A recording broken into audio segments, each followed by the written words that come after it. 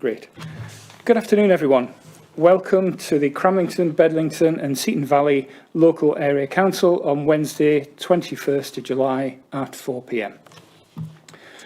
To start off with, item 1, which is the membership and terms of reference. I want to take a moment to go through the terms of reference. Before I do that, I'd just like to go through and ask everyone to introduce themselves. I'll go through the list of members, and following that, I'm going to ask the top table of officers to introduce themselves as well. Councillor Flux, did you have something to say? Yeah, I just wanted to, and I think I can tell the answer because Councillor Vilcek has a name tag, but on page 1 it states that Councillor Vilcek is the Vice Chair Planning, and on page 2 it says that Scott Lee is. So I'm just clarifying it is Councillor Vilcek. Yeah, Councillor Vilcek is the Vice Chair Planning. Councillor Scott Lee is the Vice Chair of the Local Area Council. Thank you. So let's go through members. I want to call your name out. If you can just say where you're from, please. Councillor Daly. Hello, Chair. My name is Wayne Daly. I'm a County Councillor for Cramlington North. Yep. Councillor Bowman. Thank you, Chair. County Councillor for Holywell Ward. Thank you. Councillor Lee. I am Scott Lee. I'm the County Councillor for Cramlington East. Thank you. Councillor Taylor. Thank you, Chair. I'm Christine Taylor. I'm the County Councillor for Bedlington Central. Thank you. Councillor Dunbar. Christine Dunbar, Cramlington Eastfield, County Councillor. Thank you. Councillor Vilcek. Councillor Rebecca Vilcek for the Bedlington East Ward. And Vice Chair Planning. Councillor Robinson. Thank you, Chair. Martin Robinson, NCC Councillor for Bedlington West. Thank you. Councillor Ezell-Shelvin. Thank you, Chair. Paul Ezell-Shelvin, County Councillor for Cramlington South East. Thank you. Councillor Ferguson, I believe, is not attending today, and we received apologies for that. Councillor Flux. Councillor Barry Flux, Cramlington West Division. And Business Chair for the County Council. Councillor Scott. Thank you, Chair. Paul Scott, County Councillor for Seg Hill with Seaton Delaval. Thank you. And myself, Councillor Mark Swinburne, County Councillor for Cramlington Village and Chair of the Local Area Council. So I just want to take a moment to go through the terms of reference for this Local Area Council, which will also be a refresher for the existing members and will help with the new members. So this Local Area Council exists to enhance good governance in the area and ensure that the Council's policies take account of the needs and aspirations of local communities and do not discriminate unfairly between different areas. To advise the Cabinet on budget priorities and expenditure within the area. Consider, develop and influence policy and strategy development of the Council, its arm's length organisations and other relevant bodies to ensure that they meet local requirements and facilitate efficient and transparent decision making. To receive information, consider and comment on matters associated with service delivery, including those undertaken in partnership agencies, affecting the local area to ensure that they meet local requirements, including matters relating to community safety, antisocial behaviour and environmental crime. To consider and refer to Cabinet any issues from a local community perspective with emerging neighbourhood plans within their area and consider local planning applications as per the planning delegation scheme. To consider and recommend adjustments to budget priorities in relation to local transport plan issues within their area and to make decisions in relation to devolved capital highway maintenance allocations. To engage through appropriate networks with all key stakeholders from the public, private, voluntary and community sectors to facilitate the delivery of area priorities. This will include undertaking regular liaison with parish and town councils. To inform, consult and engage local communities in accordance with local policy and guidance through the appropriate networks. 2. as appropriate, respond or refer with recommendations to local petitions and councillor calls for action. To make certain appointments to outside bodies as agreed by council. To determine applications for grant aid from the community chest, either through panels for individual local area councils or through the panel of local area council chairs for county-wide applications. To refer and receive appropriate issues for consideration to or from other council committees, and as appropriate, invite portfolio holders to attend a meeting if an item in their area of responsibility is to be discussed. And item 13 is to exercise the following functions within their area. Now, the list that is underneath that relates to the rights of way, common land, national park, and local access forums. The terms of reference there is quite extensive, it's quite detailed, and while we've agreed to undertake a review of the LAC and its functions, there currently exists a considerable amount of flexibility and ability to carry out and feed into change appropriate for our local area's needs. Does anyone have any questions with regards to the terms of reference as currently laid out? Councillor Robinson. Thank you, Chair. Number 2, to advise the Cabinet on budget priorities and expenditure within the area. Can you explain how we're supposed to do that? Or can we bring matters to the attention under urgent business or any other business to be discussed at a future meeting? Councillor Flux, do you want to step in there, I'm just going to come in here because there's a review going on at present, as you said at the end. So I would suggest that any comments on that goes put into that review. If Councillor Robinson has any thoughts on that, you don't have to be a chair or a vice chair to put into that. Either email me or email Gordon Castle, who's chairing the all chairs briefing. I think the meeting's next Tuesday. Yes, it is. Yeah. So get your skates on, send something through to them. All ideas are under consideration. Thank you. That's correct. Councillor Shelvin. Can I make a request as a new councillor? I would like to know the officers because I'm not aware of their names. So Yep. I thought while we introduced ourselves, there will My be apologies, I was going to go through the officers' names, and I'll do that now. Yeah. Thank you. If we can start from the farthest end. Thanks, Chair. My name's Tony Gribben. I'm the area manager for local services in the South East. I have a similar role to Ray Whelans.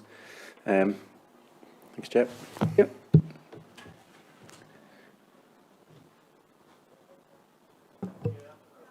Hello, I'm Heather Bowers from Democratic Services, and I'm the one who sends out the agendas and arranges the meetings, and I'll be taking a note of the meetings as well. Yeah, I'm Matthew Payne, the consultant engineer within the Highways Development Management team. I've been invited to the meeting with regards to the planning applications to address any questions on highways matters during the planning application at this meeting in particular. Thank you. I'm Joanne Blenkinsop, solicitor for Northumberland County Council. Thank you, Joanne. Hello, I'm Judith Murphy. I'm the Development Management Area Manager for the South East area of the county. Good afternoon. My name is Jeff Horseman. I'm Principal Planning Officer in the South East Planning Applications team. I'm here today to present the applications in place of Richard Lawton, who's the Planning Case Officer for the two applications, and unfortunately he's had to self-isolate, so wasn't able to be here today, so I'm here in his place. Thank you, Jeff. Okay, we'll move on to item 2, which is procedure at planning meetings. I don't intend to go through this line by line. The information provided in item 2 is a documented and prescribed process which is followed at each planning committee for each application, meaning that everyone follows the same process. We'll see this process in action when we go through the planning applications later on in the meeting when the Vice Chair for Planning takes that item. This is followed at every local area council when a planning application is received, and is followed step by step so that it is a fair process. Item 3, apologies for absence. Councillor Ferguson. Thank you. Move on to item 4, which is the minutes of the meeting of Cramlington, Bedlington and Seaton Delaval Local Area Council, which was held on the 17th of March 2021, which need to be confirmed as a true record. Move as true record, Chair. Thank you, Councillor Flux. Do we have a seconder? Councillor Daly. Thank you. Item 5, disclosure of members' interest. Does anyone have any interest that they need to declare for the items on today's meeting? No? Okay. Item 6 on this, I'm going to hand you over to Councillor Vilcek, who is the Vice Chair for Planning, who will take us through the planning application process. Thanks, Chair. Okay, then, so for each application, we're going to introduce each application, and I'll check that members have seen the site videos and read the documentation prior to the meeting. And then we'll be informed of any updates or changes to the recommendations in the report, and the planning officer will then present that report. We'll then move on to public speaking, and the objectors have up to 5 minutes, and that would be shared if there's more than one objector. Then the local member or parish councillor will have 5 minutes, and then the applicant and or supporter will also get 5 minutes. We'll then go to members' questions to the planning officers, and once we've exhausted those questions, we'll then move on to the debate, which will follow a proposal and seconder for the application to be approved or not to be approved. Once the debate's finished, we'll move on to a vote, and that will be the end of that particular planning application. So we'll move on to the first application, which is item 7 on your agenda, which is 20/03225/COU. So this is retrospective permission for partial change of use of downstairs of property to childcare in a domestic setting with proposed front driveway. The amended plans were received on the 7th of June, and this is for the property 41A, Southwood, Seaton Sluice. So I just want to firstly check that members have read the documents for this application and have received the site videos. Yeah, thank you. So we'll move on to the planning officer presentation. Okay, thank you, Chair. If I can just start today, just with a little bit of sort of background before I get into the detail of my sort of presentation. As you can see from the agenda, you've got two planning applications on the agenda, which both relate to the same property, 41A Southwood in Seaton Sluice. Just by way of background, just need to make clear that each application needs to be considered on its own individual merits, even though they both relate to the same property. So you'll need to reach a separate decision on each application individually, having regard to the development plan first, and then other material planning considerations. In each case, you'll also need to weigh in the planning balance the various sort of issues that are set out in your report and that I will summarise in my presentation. So those matters that go in favour of the proposal, those perhaps that aren't so favourable or sort of go against, and weigh those in the balance and then come to a decision on each application individually. So just a little bit there by way of background. Just in terms of the property itself, and just begin the presentation.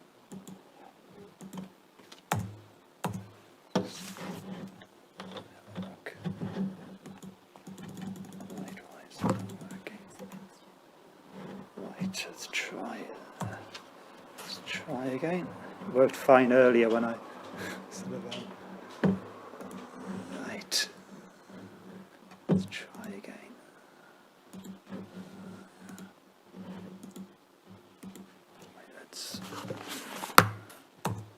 Is it working? No. There we go. That's it. Right. So just bring up a location plan there for you of the sort of property 41A southward. It's a two-storey semi-detached sort of dwelling with front and rear garden sort of areas. There isn't any on-site sort of car parking at present, but there is some on-street car parking space to both the front and rear of the property. You can also see on the location plan there is a car park to the rear of the property that's owned by the sort of county council. It's capable of accommodating up to 6 sort of cars at any one time. The site lies within an established housing estate. Although a short distance from the site, you can see on the location plan there, you've got a co-op food store. This is a car repair garage. And then just further to the south here, you've got Seaton Sluice sort of first school as well. So just a little bit of background there in terms of the site and its surroundings. Moving on now to the just an aerial view there of the site. I'm just showing you some photographs before we get on to the details of the proposal. So that's the front elevation of the property from Southwood Way. Number 41 here, the application property, is this property here on the left-hand side of the sort of picture. Got a slightly wider kind of street scene view there. Again, this is the application property here on the sort of far left. That just gives you a bit of an idea in terms of the kind of car parking situation on the street. A few in the opposite direction, again looking sort of south towards the first school. Again, the application property is here, pointing to. And then these are just some views of the rear of the property and the extension that's been built at the rear, which we'll come on to in terms of the second application later this afternoon. And again, a view from sort of the back of the property, showing the kind of public car parking area to the sort of rear.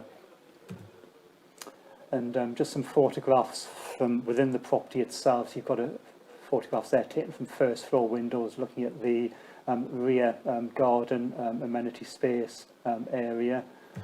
And then some photographs inside the nursery premises, the ground floor of the property. Okay, but just moving on in terms of the actual proposal itself. So, as I say, this is the application relating to use of the premises.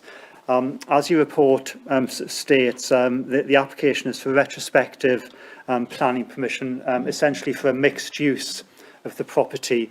So that comprises a children's day nursery on the ground floor, and use of the property also as a dwelling, with the majority of the dwelling floor space being on the first floor, although parts of the ground floor would be used for dwelling purposes when the nursery isn't in sort of use.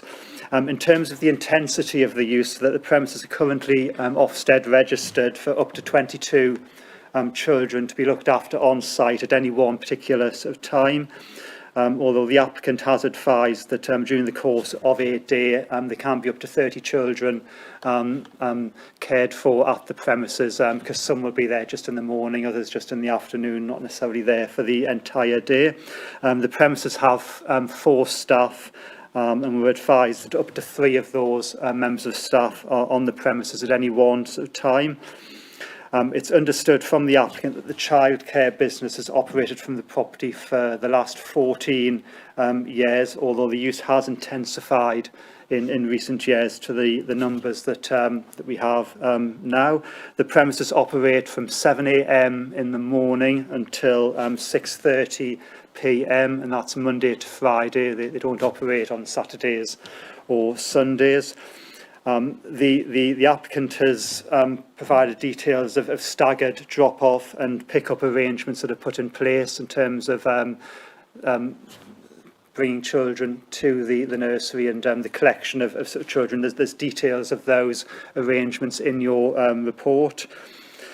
We've also been advised that up to 6 children are outside in the rear garden area at any one time, whilst the nursery is in operation.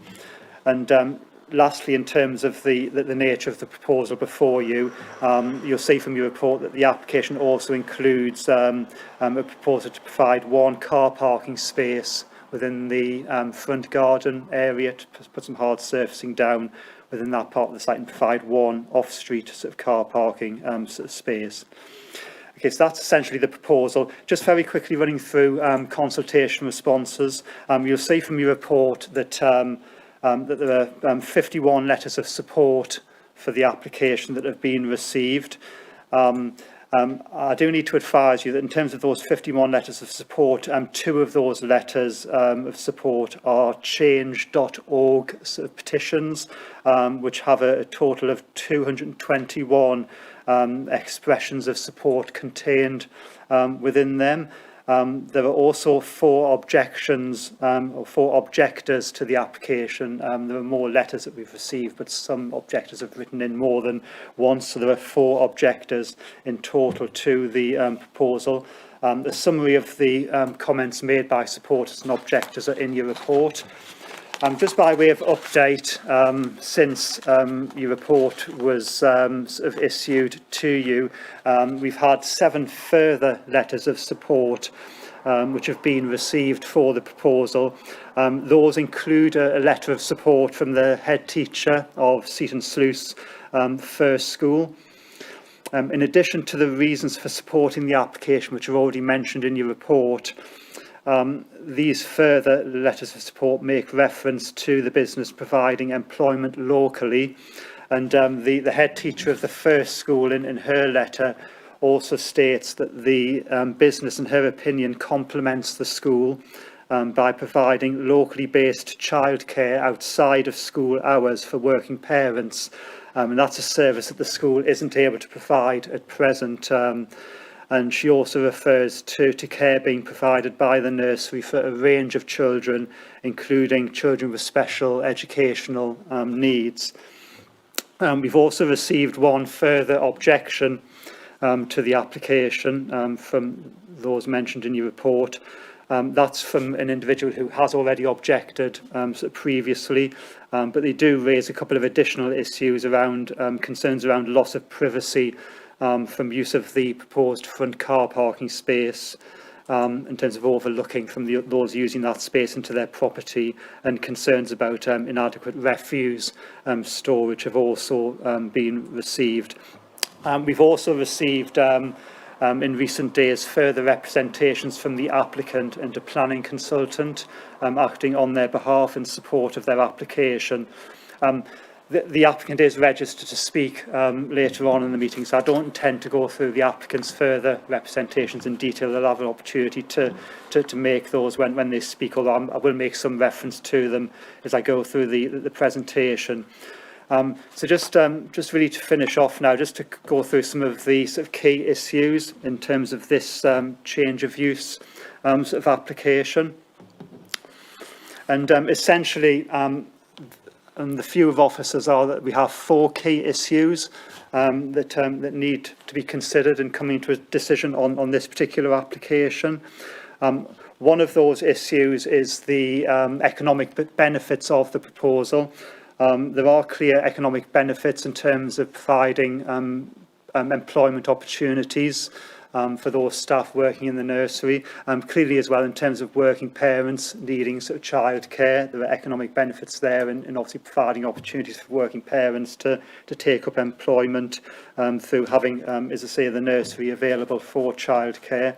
And as I say, in terms of economic benefits, the government's national planning policy framework does very much support economic growth, and advises that such benefits do need to be taken into account in deciding sort of planning applications. A second issue are the community benefits arising from the proposal. I've outlined, as I say, the letters of support, many of which are from parents whose children use the sort of nursery, and I've mentioned the letter from the head teacher of the first school. So there are clear community benefits in terms of providing early years education and care for sort of children in the local sort of community.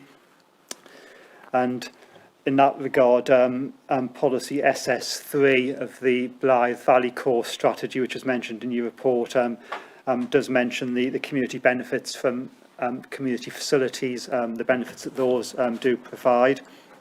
The third issue that you need to consider are the residential amenity impacts of the proposal on neighbouring sort of residents. Due to the number of children being accommodated, the officer view is that the business isn't any longer ancillary to the main use of the property as a dwelling, and therefore there is a situation where the proposal is contrary to policy DC9 of the Blythe Valley DPD document, which was referred to in your email, which refers to mixed uses and the need for those generally to be ancillary to, as I say, the dwelling sort of use, where the mixed use is part of a dwelling. Also turning to another criteria in that policy, which talks about the need to avoid adverse impacts on neighbouring sort of residents. Officers do have some concerns in that regard. There is reference amongst the objections to disruption to nearby residents from comings and goings. The property, as you've seen, is a modestly sized semi-detached dwelling, very close relationship to neighbouring dwellings and accommodating a relatively large number of children for the size of the sort of property. The efforts of the applicant to minimise disturbance are acknowledged, and your report references staggered drop-off and pick-up times, limiting numbers of children in the garden at any one sort of time. However, I do need to advise you that planning permissions do generally run with the land, not with a particular operator, and therefore there's no guarantee that those arrangements would necessarily continue were the nursery to change hands for whatever reason. There can also be enforcement difficulties in sticking to various restrictions due to unforeseen circumstances in particular cases. So overall, the officer view in terms of neighbour amenity is that there are problems here. This is an over-intensive use of the property that has resulted in harm to residential amenity and which has the potential to continue giving rise to such harm. Moving on to the fourth issue, which is highway safety. There is concern from objectors around inadequate car parking, increased traffic and turning of vehicles. You'll also note there's an objection from the County Council's local highway authority due to concerns around the inadequate staff car parking provision. As I say, one off-street staff car parking space is proposed as part of the scheme, but our usual parking standards would require generally 3 to 4 spaces for staff car parking alone. Again, I would reiterate, obviously, the efforts of the applicant to minimise parking problems through, as I say, the things that we've mentioned already around staggered drop-off and pick-up sort of times.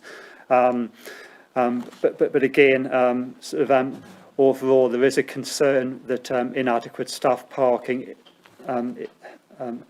it hasn't been sort of provided for in this case, and therefore it's not felt that the proposals can be supported in that regard. And again, there would be a further issue there in terms of policy DC9 of the Blythe Valley plan, which again seeks to ensure that adequate parking is provided for uses such as this.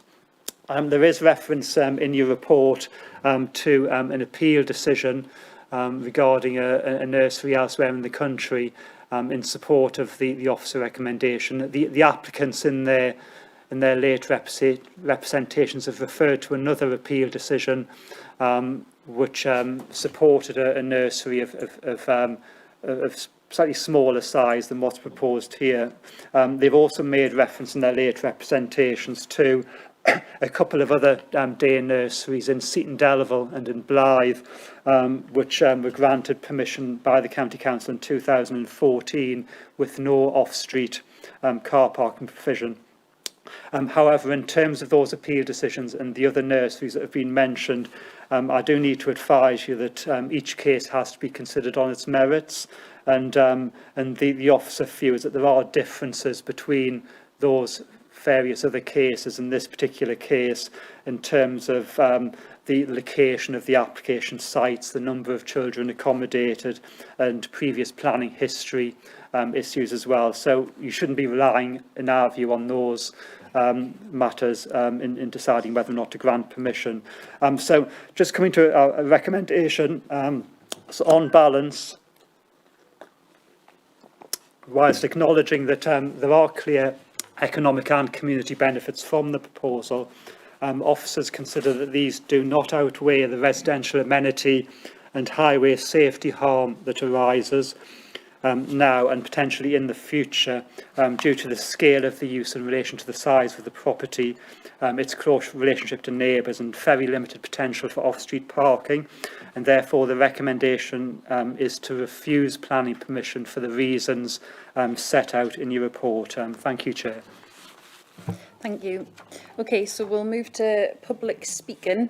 We've got no objectors or no elected representatives present, so we'll move straight on to supporters. So we have Elaine Burt and Rachel Chard who are speaking on this application. So Elaine, in your own time, the timer will start when you start speaking. Thank you, Chair and members of the committee, for providing me with the opportunity to address you all. Despite being informed on the 2nd of July that my application would be recommended for approval, albeit with a 2-year temporary restriction to allow for further monitoring, the unexplained change in the recommendation now requires me to speak in support of my application. Primary Steps childcare was first envisaged by myself in 2007, and for the past 14 years I have been providing childcare to local children and children with special educational needs from my property with no issue until a recent family dispute has seen our neighbours, my husband's own mother and father, become hell-bent on ruining our lives and livelihood.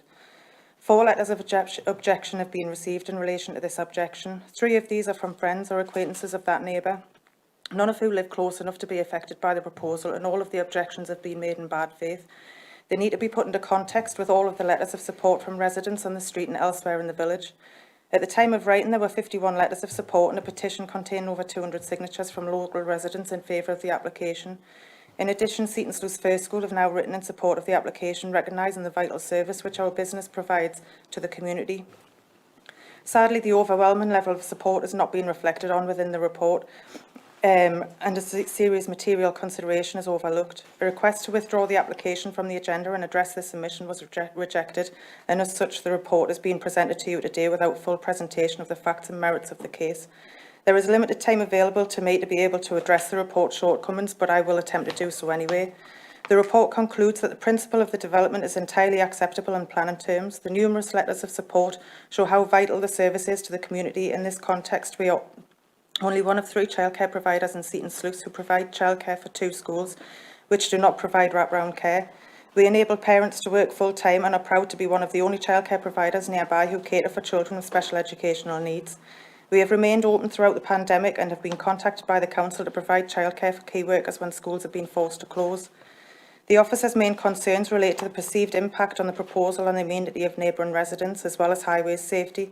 The report fails to mention that there have been no complaints relating to noise in the 14 years I have been operating from the property, or that recent complaints are vexatious, as I mentioned before.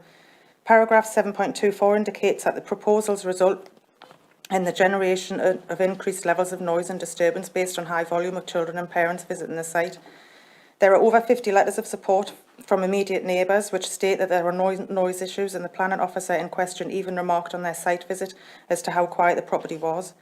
It should be evident to the committee from the videos taken by officers that noise is not a significant issue. However, a management plan has been submitted to provide the council with comfort and a means of control which would help to minimise the potential sources of noise. Measures include a limit on numbers on children playing outdoors to 6, as well as maintaining a system of staggered collection and drop-off times. Paragraph 109 of the National Planning Policy Framework is clear that development should only be prevented or refused on highways grounds if there would be an unacceptable impact on highway safety or the residual cumulative impacts on the road network which would be severe. This important context is not explained within the officer's report, which focuses on concerns raised in relation to a proposal not satisfying dated parking standards within the Blythe Valley Development Control. Parking provision is proposed in the front of the property and 2 parking places in the public car park to the rear. Legal consent has been secured from Northumberland County Council as a landowner for those parking places to be provided. Irrespective of this, the business has been operating for over 14 years and there's been no instances of accidents, bumps or dints and no complaints about congestion or bad parking. The majority of children in my care attend the 2 local schools, both of which are within walking distance of my property, and the majority of them live in Seaton Sluice. Most visits to and from my business are therefore made on foot, and given the lack of alternative childcare in the village, this is likely to remain the case into the future. Parking standards fail to take into account the site-specific circumstances, including that there are 2 entrances to the street and other businesses nearby. Proper consideration of this in light of the 51 letters of support would lead to any reasonable person into concluding that concerns raised by officers are based on perceptions rather than fact. In short, there's no highways impact and there hasn't been for the last 14 years. The house is first and foremost our family home. The business operates from within it on Monday to Friday, providing daycare and wraparound care for local children from local schools. We've had no complaints in the 14 years we've been operating from here, and I'm fearful of the hard work and involvement in the community being in jeopardy. This application is not just about us, but about the many hard-working families with children who rely upon our services, the many key workers who have been able to support us throughout this pandemic, so we are enable them to go to work, the staff in local schools we have worked in partnership with for over a decade, and the learning experiences we have added to the pupils. Refusing this application today would put the lives and livelihoods of many residents within Seaton Sluice, present and future, in jeopardy and would risk... That's time, unfortunately, Elaine. Thank you. So at this point, we're going to move on to members' questions to the planning officers. So do any members have any questions? Councillor Daly. Thank you, Chair. So I've read this report and I'm looking at that. So I just want to ask a couple of questions to help me make a decision. So, and it wasn't covered in the presentation there, but is this a 52-week-a-year operation, or is it predominantly 37 weeks a year, which aligns to the school term? I have more questions, but if I pick them up, do you want me to go through them or address them one at a time? What do you want to do, Jeff? And in terms of that particular sort of question, my understanding is that the nursery operates throughout the year, so it's not just school sort of term times. Right, thank you for that. I've got another question if I can. So, forgive me if I'm wrong, but if you can clarify this for me. So since I've been a county councillor since 2005, on virtually every planning application for new developments, whether they be housing or schools, the presumption is against providing parking spaces to encourage people to walk. So I just want to clarify something within the report here, because I'm reading it and the fundamental 2 reasons for refusal appear to be impact on street scene, and I'll come to that in a second. But you've referenced in the verbal report issues around parking. So I just want to know, am I right or wrong in thinking that the general presumption against building facilities, whether they be existing, extension or otherwise, is that we should not be providing car parking? But the county council does have sort of car parking standards, so it's so we do ask for sort of car parking on sort of new sort of developments. In this particular sort of instance, we're not seeking sort of car parking for parents who are sort of dropping off and collecting children. The issue you'll see from your report relates to sort of car parking for staff. And as I say, essentially, I said in the further presentation that the council's current standards require 3 to 4 spaces. As I say, the currently adopted car parking standard is a standard that's laid down in the Blythe Valley DPD document, and that requires basically a maximum of 1.5 sort of spaces for each member of staff. Sorry, 1 space for each 1.5 sort of members of staff, which gets us to the the three sort of spaces. There are some new car parking standards in the council's new local plan, which obviously can't be afforded significant weight at this time because it's not adopted as yet. There's obviously further consultation underway at the moment on various sort of further modifications to the plan. The council's new local plan standards ask for one space per member of staff, so that would be, as I say, 4 sort of spaces, hence the 3 to 4 that I mentioned, depending upon which standard you apply. But yes, as I say, we would be asking for car parking for this or any other nursery on the basis of those sort of standards. Yep. So one further question, and again it goes back to the 2 objections that are being put forward for refusal. And it's objection 2, which looks at the objection on the basis of the virtue of its siting, scale, mass, height and impact, visual impact on the street scene. How much weight would really be held on that argument? Because I am looking at that and I'm not seeing like a uniform terrace like in Jesmond where everything is uniform and nothing has an extension and it's all the same colour.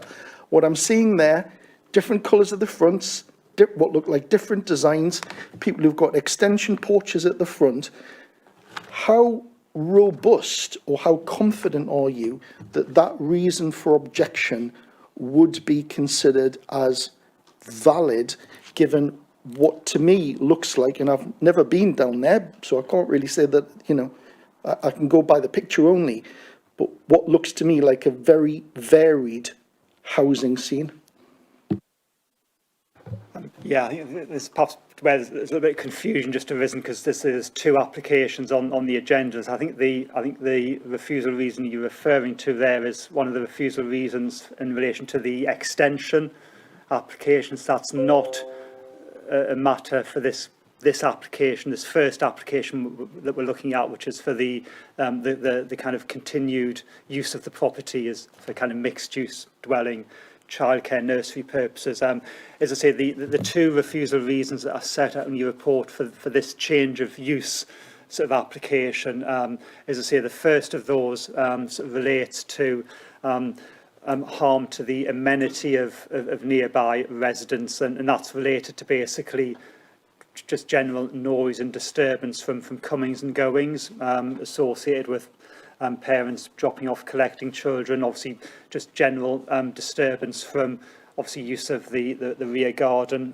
sort of area. And that's bearing in mind, as I said in the presentation, that we've got a relatively modest semi-detached house here, which, as I say, is accommodating up to sort of 22 sort of children at any one time. So it's, in our view, quite an intensive use of what is quite a small, relatively small sort of property. There's the second refusal reason on this particular change of use application is the reason relating to the inadequate staff car parking provision, which, as I say, I touched upon in answering your earlier question.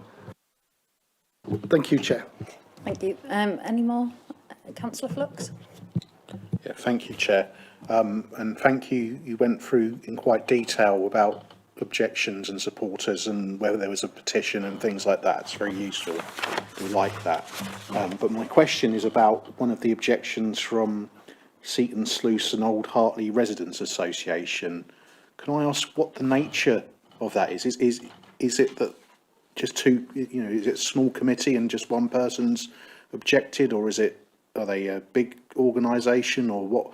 You know, I just got that consideration in my mind because I'm just wondering about that. Is there any information on that? Right, I'm not able to give any detail on that. I don't know the group as an organisation. I'm afraid, so I'm not able to. Okay, thank you. Any more questions? Councillor Robinson? Thank you, Chair. A couple of questions, Chair. The first one's this parking policy thing. Unable to provide 3 on-site staff parking places. That isn't a policy across the county, is it? I mean, there's hundreds, if not thousands, of businesses in Northumberland that haven't got on-site parking for their business use. Yeah, well, as I say, the council's current sort of car parking standards, and as I say, I would stress, as I said in the answer to Councillor Daly, that they are maximum sort of standards. So, as I say, it can be permissible in certain circumstances to allow less than that, but the standards do talk about a maximum of 3 spaces for the number of staff that we have in this particular instance. There will always need to be consideration given to the particular circumstances of where the site is and the surroundings that it sits within. I don't know whether Matt Payne from our highways team wants to come in at this point, given obviously the comments from the Highway Authority on car park.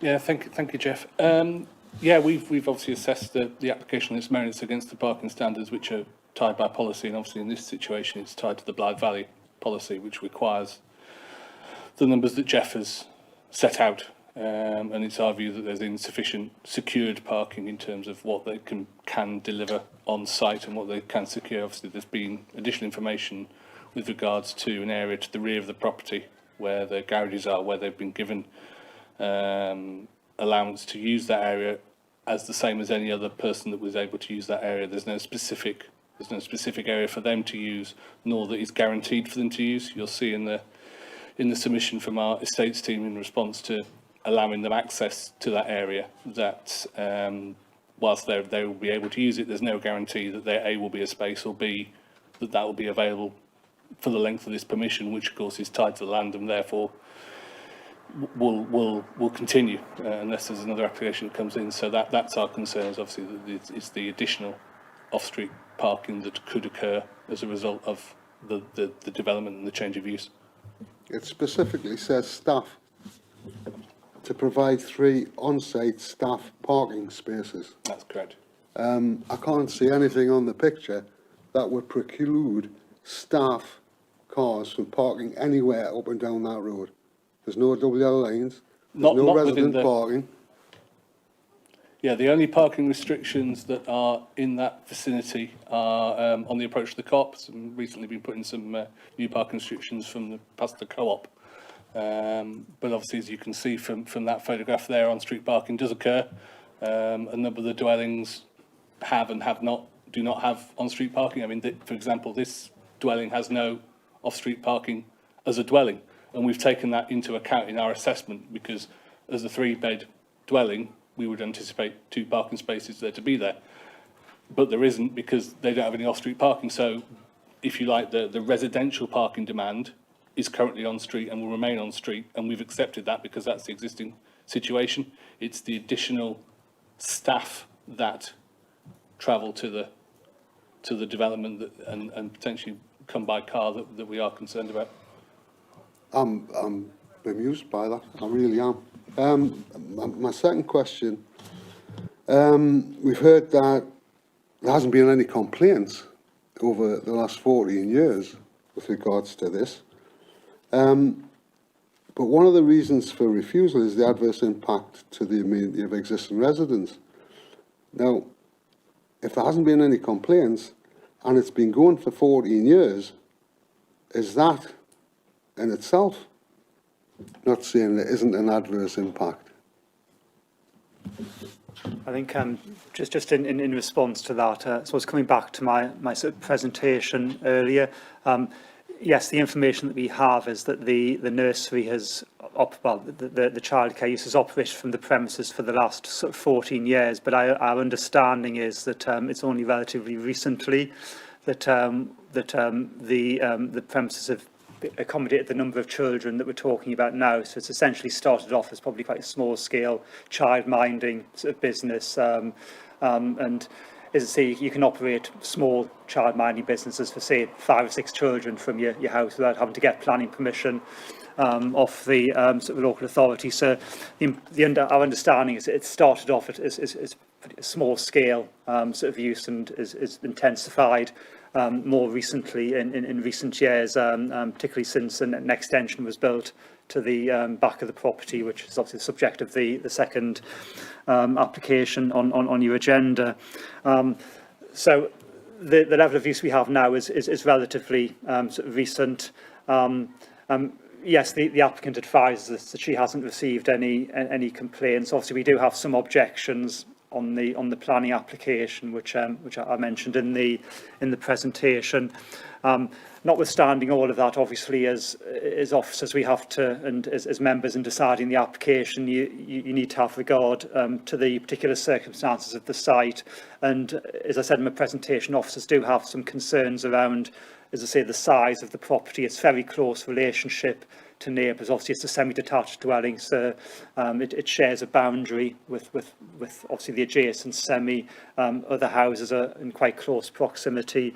And we're talking about quite a large number of children, 22 children in a property of that size on what is essentially a residential estate. Officers do have some concerns around, as I say, that number of children in this particular type of property and location in terms of potential for impact on sort of neighbouring sort of residential occupiers.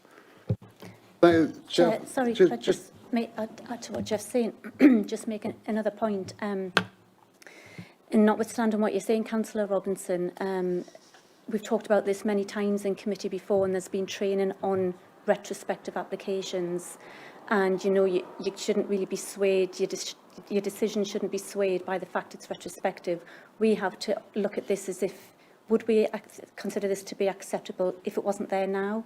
And that's how we base our decision, because, you know, in the past there has been a lot of controversy and perception that if it's already there, it gets permission. And we've always made it very clear that that's not the case. Sometimes developments are acceptable, even if they are retrospective, but sometimes they're not. And if they're not, we have to take the relevant and necessary enforcement actions. So it's just really to remind members of that point, that even though it is retrospective, we should still be looking at this. If this was coming to us fresh today, would we be approving it?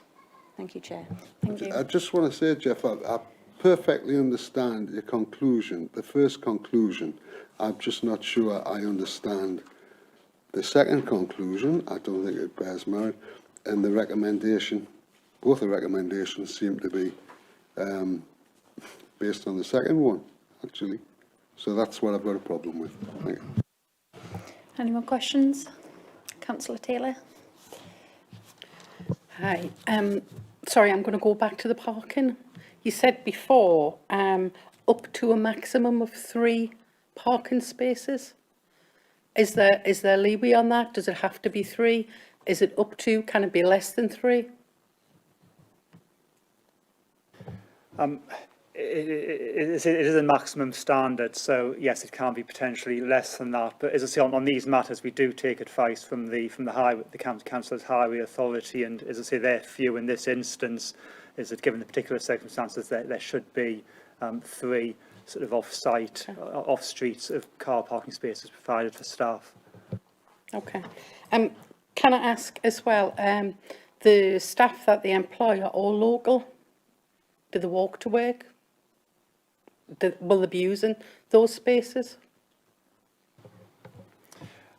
My understanding, I don't have a detailed understanding of where staff sort of come from, but the point I would make is that again, coming back to the point I made in the presentation, that if you were to decide today that you wanted to support the application against officer recommendation, then a planning permission, if granted, runs with the land. It doesn't run with a particular sort of occupier. So you could have a situation where, even if the situation now is that all the staff are based locally, obviously you get staff turnover, you get changes of management on these sort of sites, and you could end up with a situation where no staff sort of live locally, even if that is the case now. So you do need to bear that in mind in coming to your decision. Thank you. And Councillor Scott. Thank you, Chair. Okay, it's a difficult one, this, and I do take Judith's point about the fact that it's retrospective, and we've perhaps got a little bit more information than what we otherwise would have had if it was a new application. I do have a question, but I have to say I am struggling, as I think other members are, with the rationale for the refusal for the the rationale for, you know, the recommendation that's been made for refusal. You know, obviously, the first one talks about the adverse impact to the amenity of existing residents. Well, you look at the objections, you know, 4 in comparison to 51 letters of support. So in my view, you know, that particular reason doesn't stand up to, you know, the views of existing residents in that immediate area, you know, obviously with the exception of the handful of people that have objected. Similar concerns regarding, you know, the second point, in terms of staff parking, you know, going off the applicant's presentation, you know, I did note that the vast majority of users live in the village, and therefore I would assume that the vast majority of the staff, of those 4 staff, also live in the village.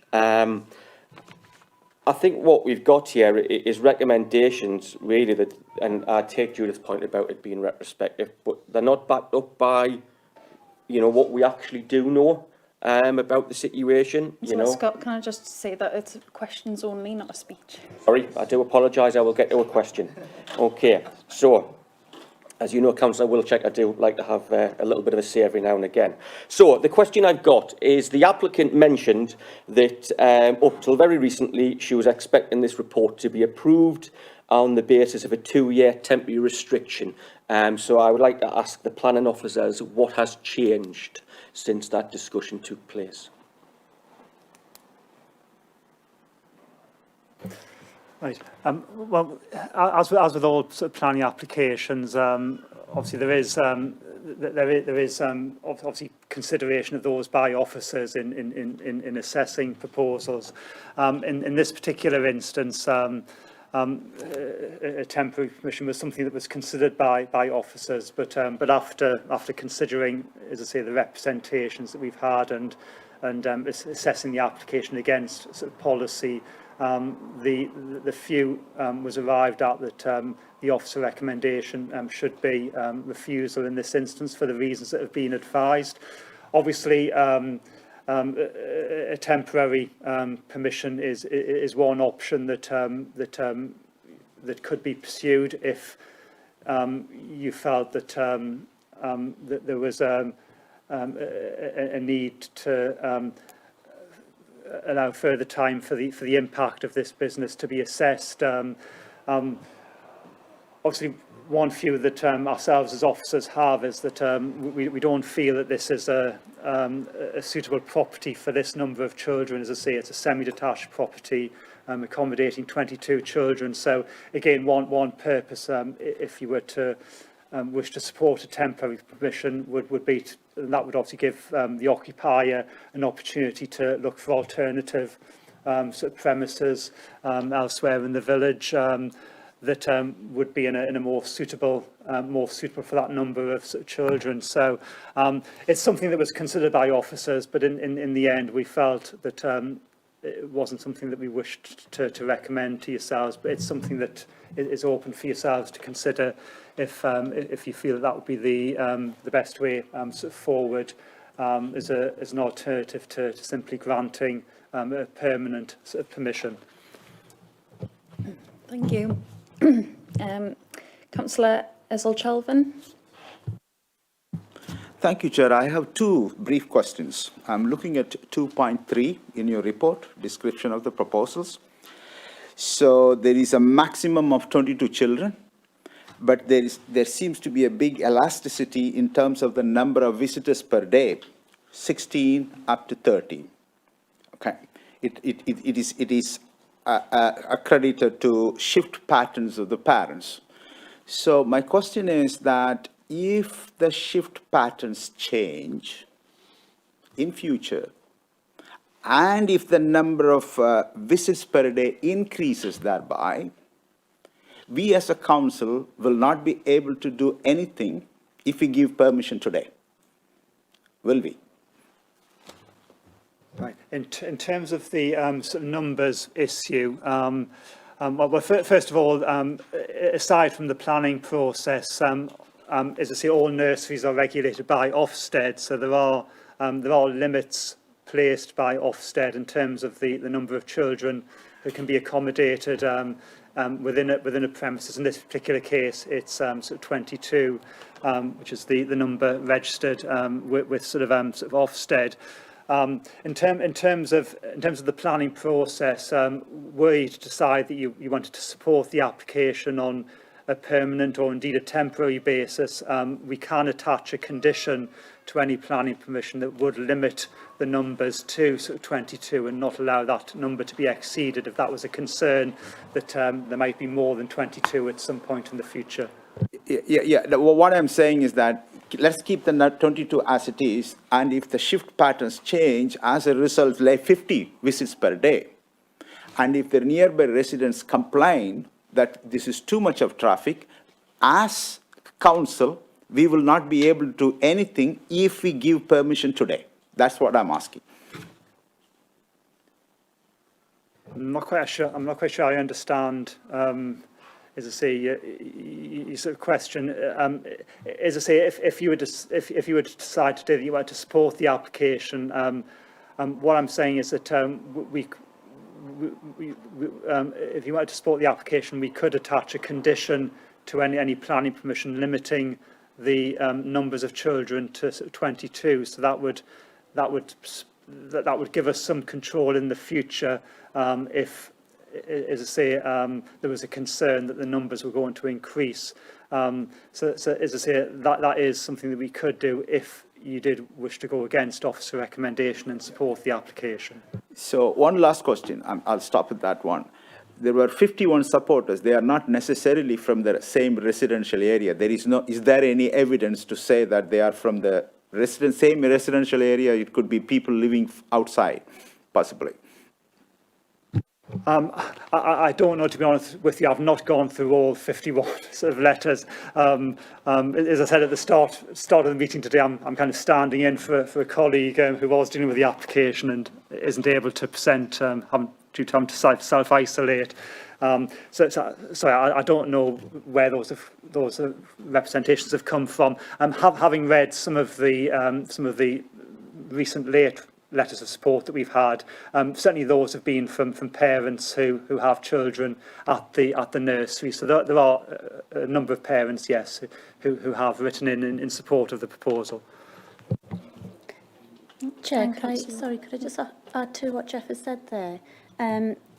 It's just really to sort of put into context the council's position here and as officers how we've arrived at the recommendation.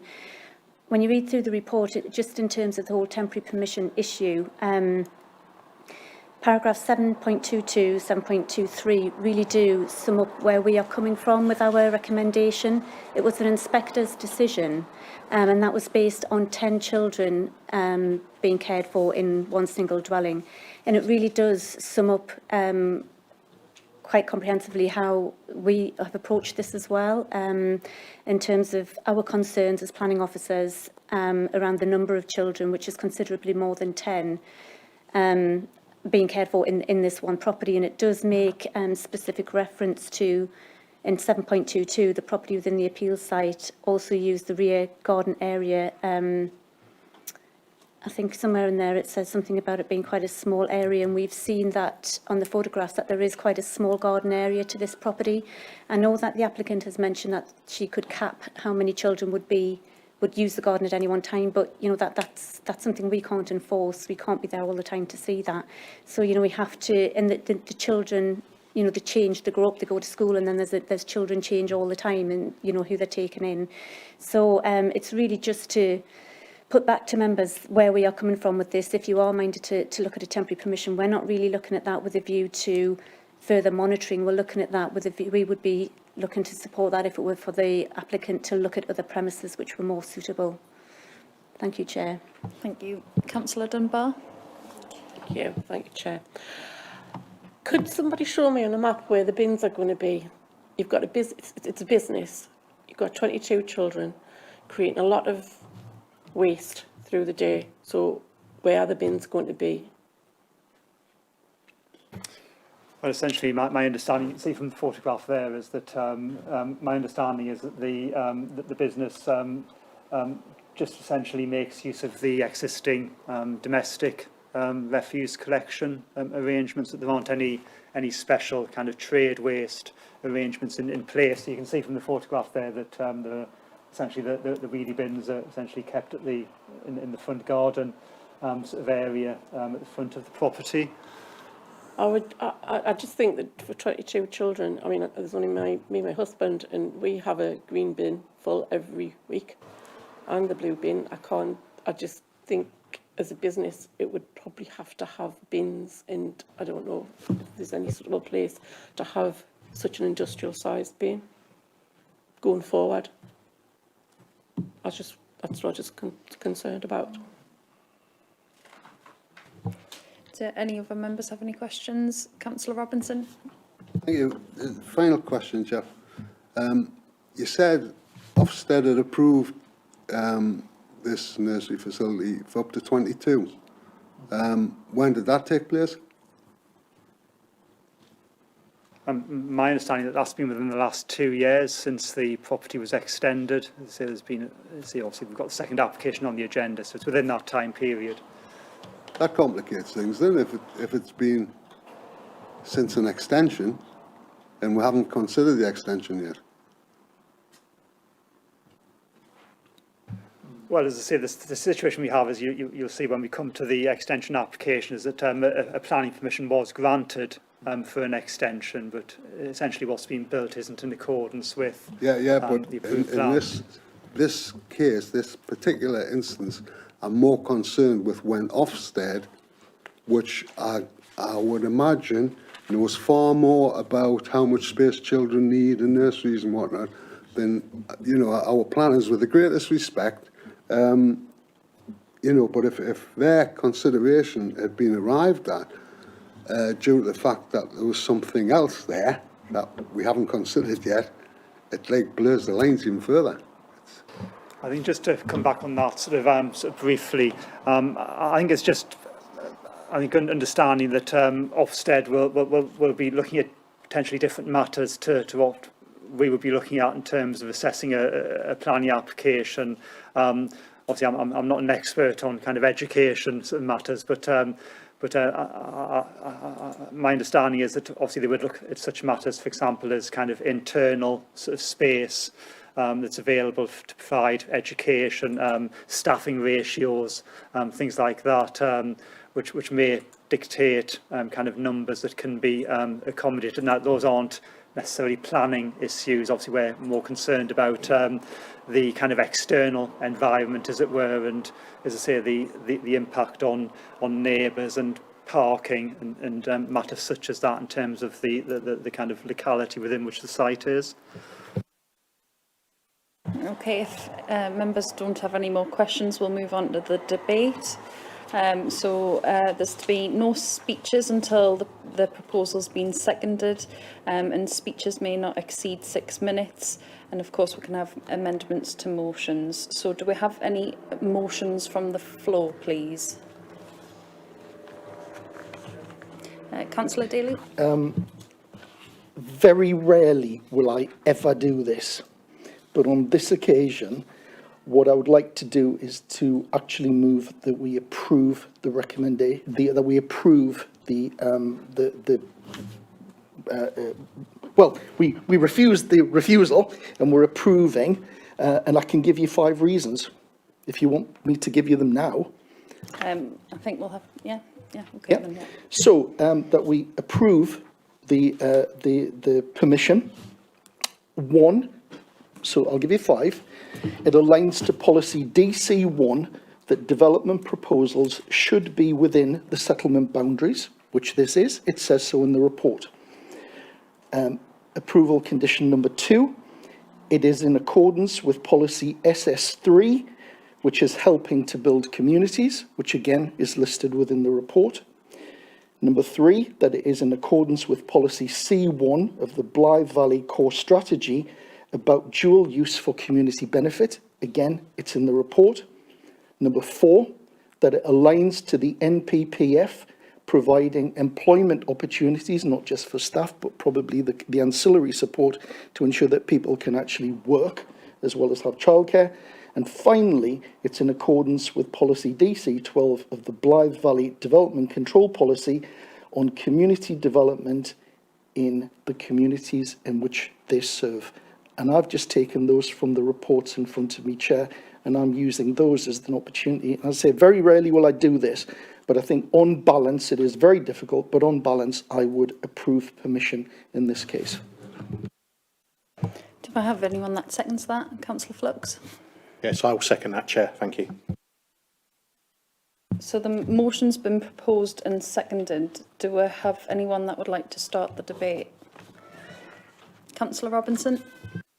Chair, I would like to propose a motion as well, and that would be the temporary aspect of the planning permission, to give the applicant time to either find a suitable site, because I think it's hard enough starting a small business, keeping it going for 14 years and building on it is to be applauded.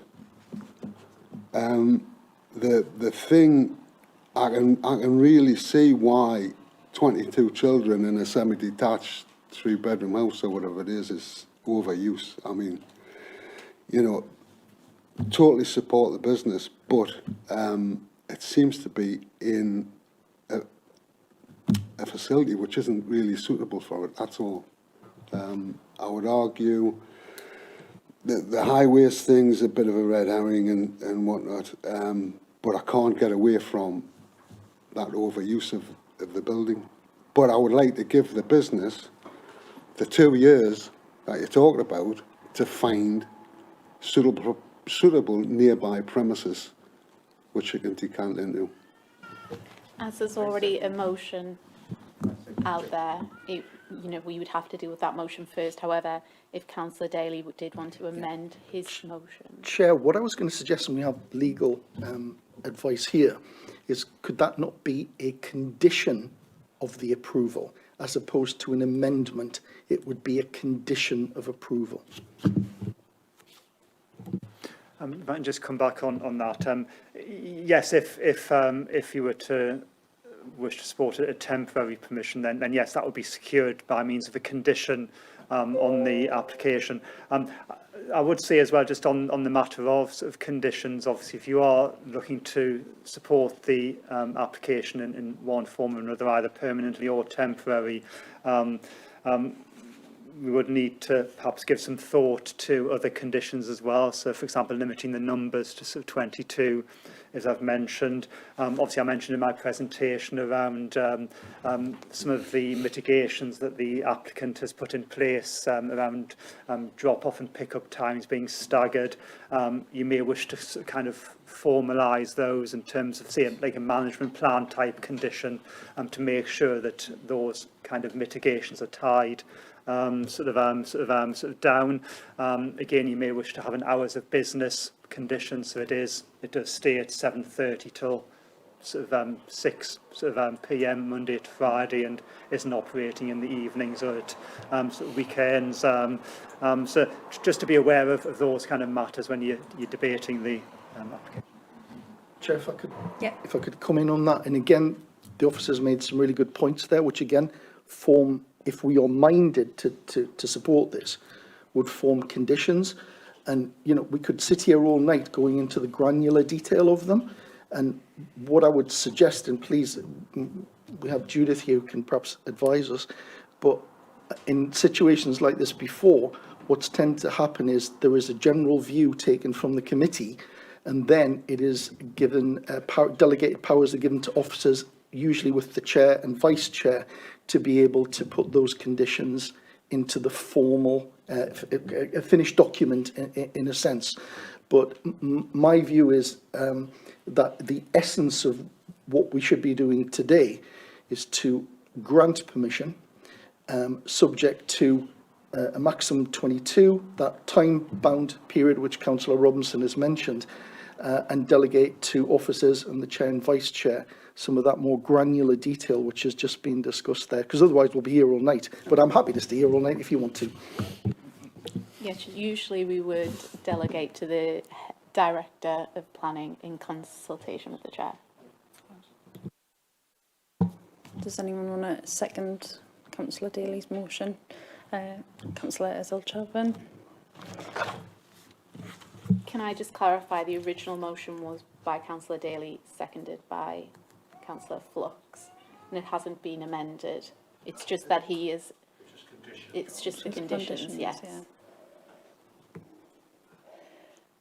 Councillor Robinson, there was already a motion on the table, which was why we'd have to let that one proceed. I understand that. Yeah.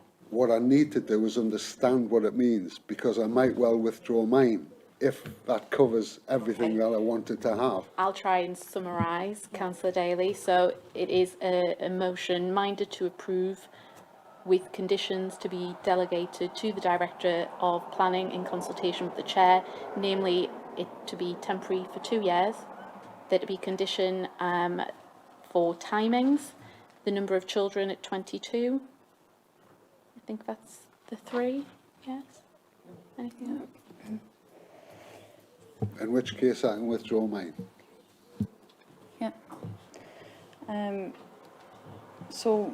The motion has been proposed and seconded, so we'll go to a show of hands then with regards to... Not going to be any debate, Chair. Yeah. Oh, yes, unless, yeah, debate, sorry. So, Councillor Flux. Well, I don't know if anyone else wanted any debate there, but what I was going to say was that the reason I came to that conclusion was, on the face of things, I think that, I look at the picture and I think it's a residential street, and if they're going to do something like that's there, you're going to have neighbours up in arms and you're going to have residents and all sorts.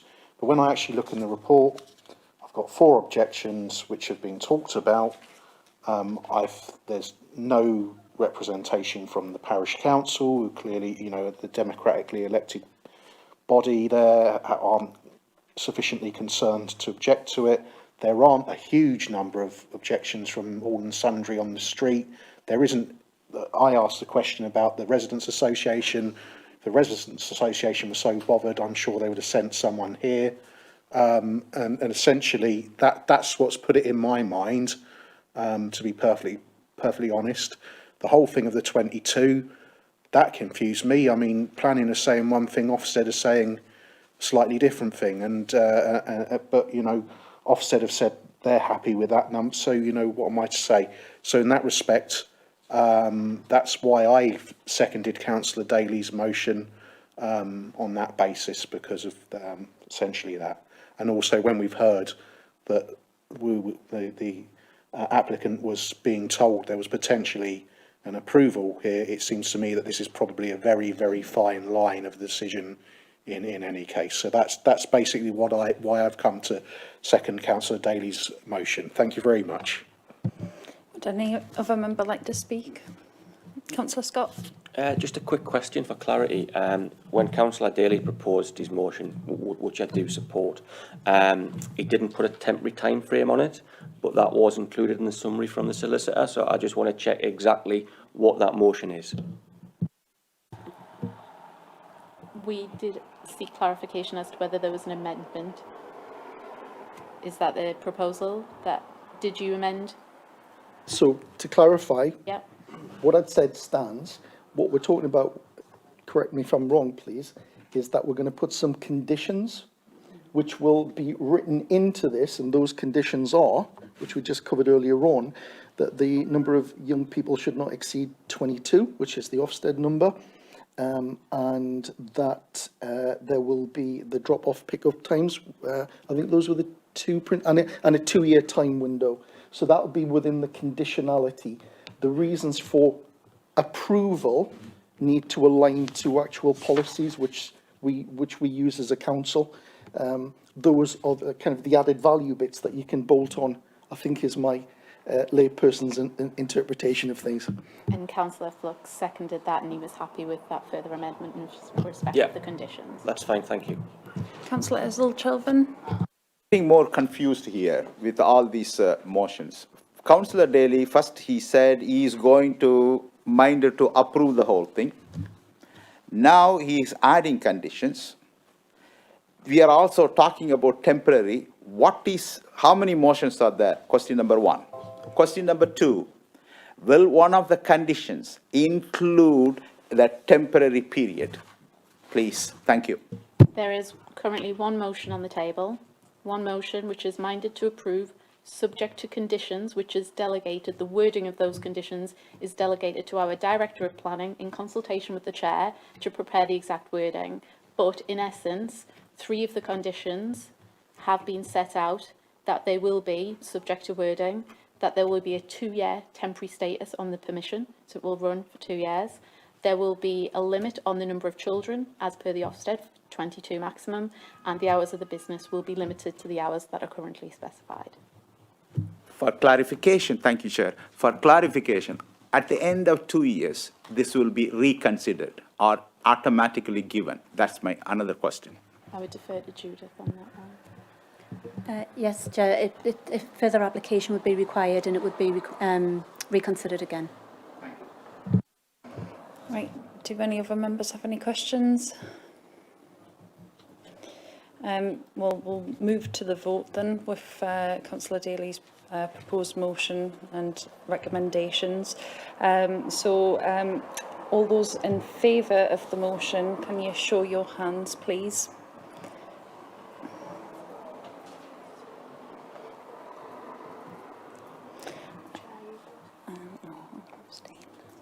And then all those against?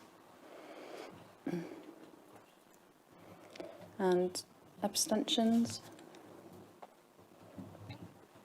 So that's 8 for, 2 against and 1 abstention. Yeah. So that means that the motion has been carried and will grant temporary planning permission. Now we're going to move on to item 8 on the agenda, which is 20/03863/VARYCO. This is the variation of conditions 2, which is materials, and 3 approved plans pursuant to planning permission 18/00515/FUL in order to install a flat roof rather than a pitched roof for the property 41A Southwood, Seaton Sluice, Whitley Bay.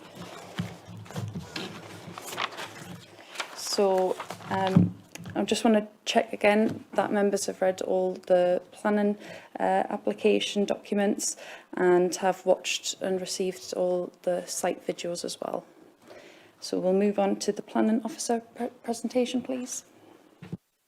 Okay, thank you, Chair. Right, so moving on to the second application of the afternoon. Again, it's an application that seeks retrospective sort of planning permission for a 2-storey rear extension at the sort of property. Just by way of background, you'll see from your report that the planning permission was granted previously in May 2018 for a 2-storey extension at the property.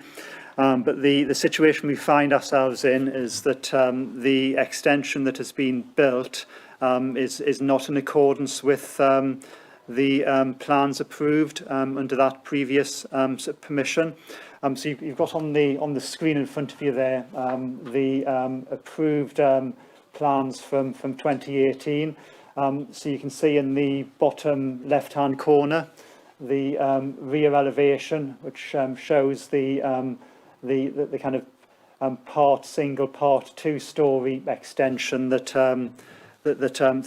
was approved. So essentially, you'll see from the 2018 approval there that you've got a 2-storey extension which extends not along the entire sort of back wall of the property, but as I say, I think as your report says, sort of 5.6 metres, and then you've got this smaller single-storey element adjacent to the boundary with the neighbouring semi at 39A. So that's what was approved back in 2018. As I say, the extension projects out on the approved plans by 3.5 sort of metres from the back wall of the original property, and you'll see from the plan there that the rear extension has, as I say, a dual-pitched sort of roof to it. In terms of what's actually been built Those are just the approved floor plans from 2018. In terms of what's been built, is what you have on the photograph there. So it's essentially what's being built is a two-storey extension with a flat roof rather than a dual pitched roof. And you'll see from the photograph as well that the two-storey extension extends right along the entire sort of back of the property. So you haven't got that single-storey element adjacent to the neighbouring semi that you had on the approved plan. So it runs, the two-storey extension runs right up to the boundary with the neighbouring semi at 39 sort of A. The extent of projection to the rear is also slightly greater than what was approved. It's 3.56, so not a great deal, about 6 centimetres, but it does project slightly further out than what was approved previously. Also, as part of this application, as well as seeking to retain what's already been built, that's just a slightly longer range view from the entrance into the car parking area at the back. Some other photos there which just show kind of alternative perspectives of the extension as built. Apologies for the quality of the plans on the screen, but just to make clear as well, the application also includes a couple of other elements which haven't been built as yet. So the first of those you can hopefully just make out on the top sort of left of the image there, is that the application includes a proposal to put an external escape staircase on the side elevation of the existing extension as built.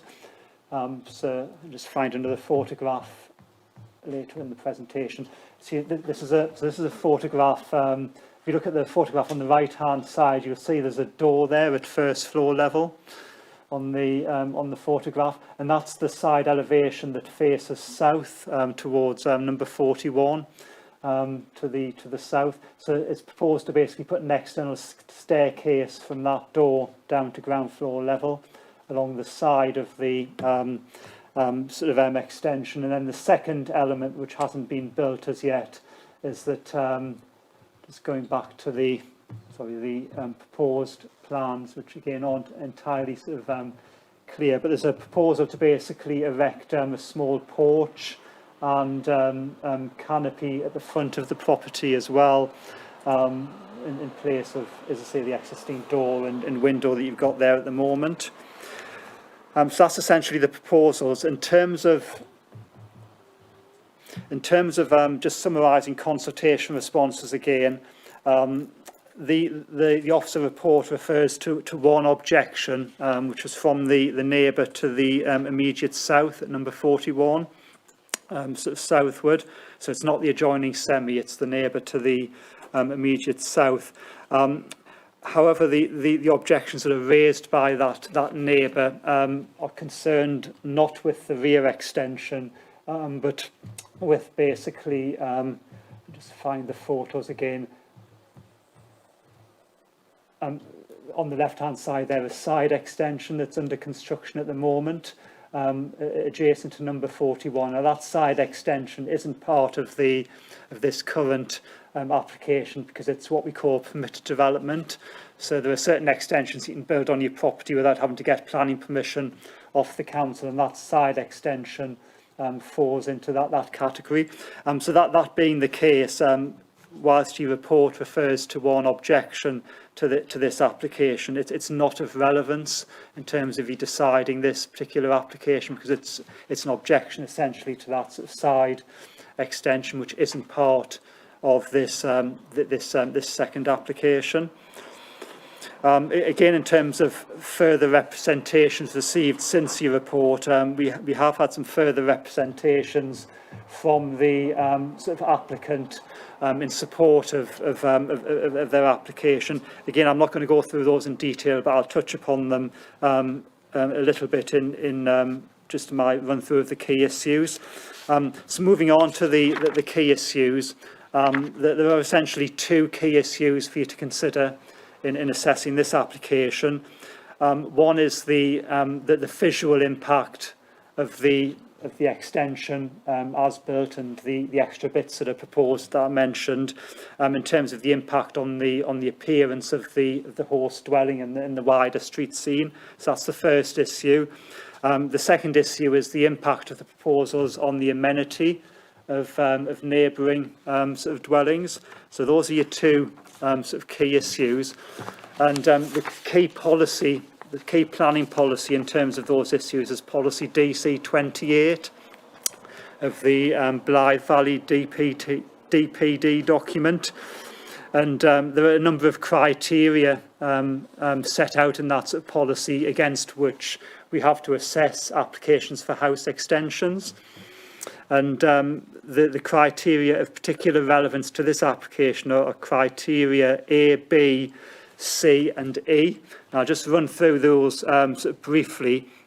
So let's look at the first key issue, which is the issue of impact in design terms on the appearance of the dwelling and the kind of wider street scene. Criterion A in policy DC 28 states that extension should be well related to the existing building in terms of design, siting, massing and materials. And criterion C within the policies says that the use of flat roofs should be avoided and will not be permitted on two-storey extensions. So, as I say, the view of officers in this instance is that the flat roof design that you see there is not characteristic of the two-storey elements of existing and nearby properties, which generally have pitched roofs of various designs predominating. And our view is that the flat-roofed extension does appear incongruous and out of character with both the host property and the street scene.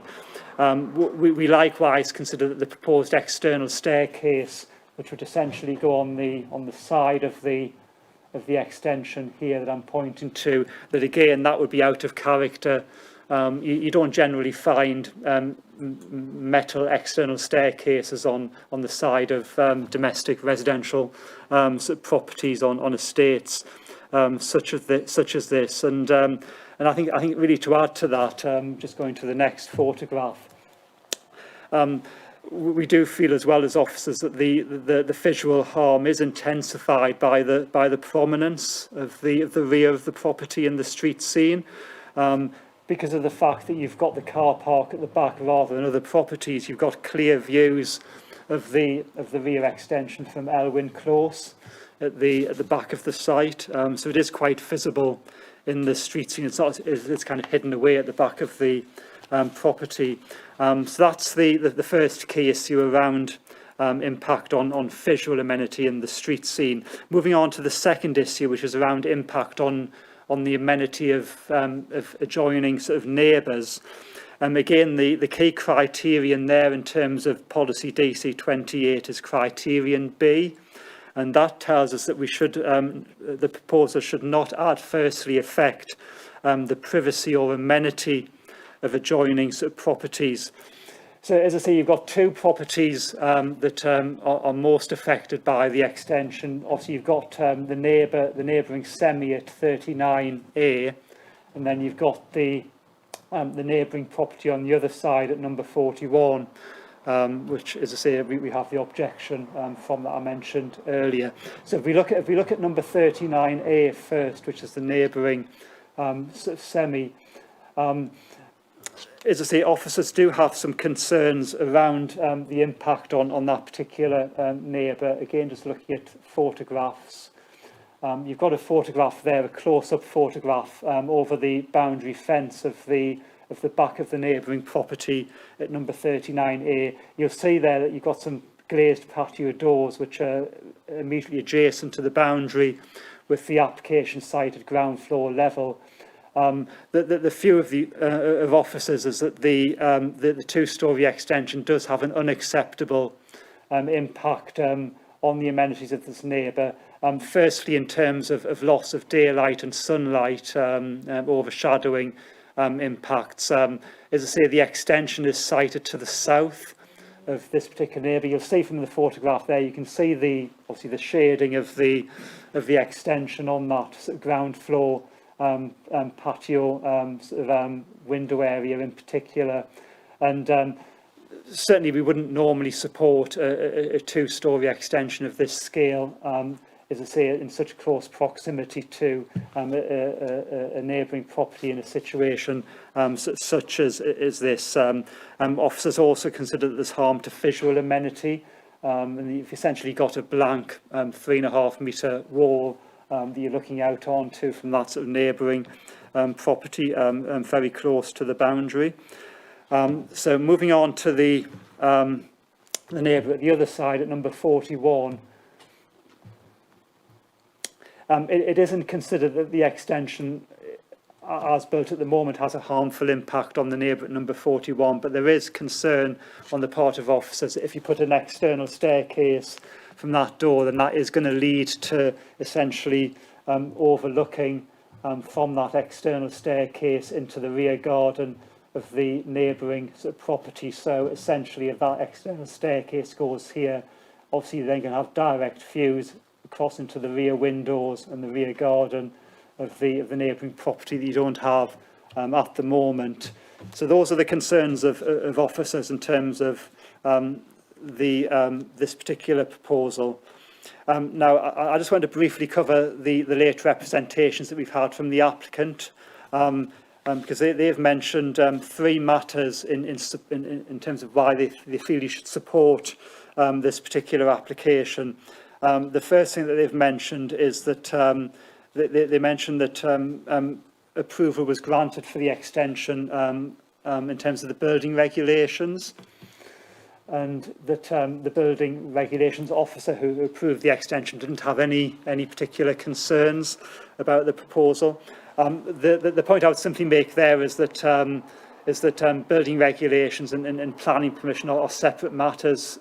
With building regulations, essentially the building regulation officer would have been concerned with the detailed constructional design of the extension, whereas when you're considering this planning application, you're looking more at the in-principle issues around whether it's acceptable in terms of what it looks like in the street and impact on the neighbours. So just because a building control officer has said that they were happy with it doesn't necessarily mean that the proposal is acceptable in planning sort of terms. As I say, there's a need for both planning permission and building regulations approval for building to be able to be undertaken sort of lawfully.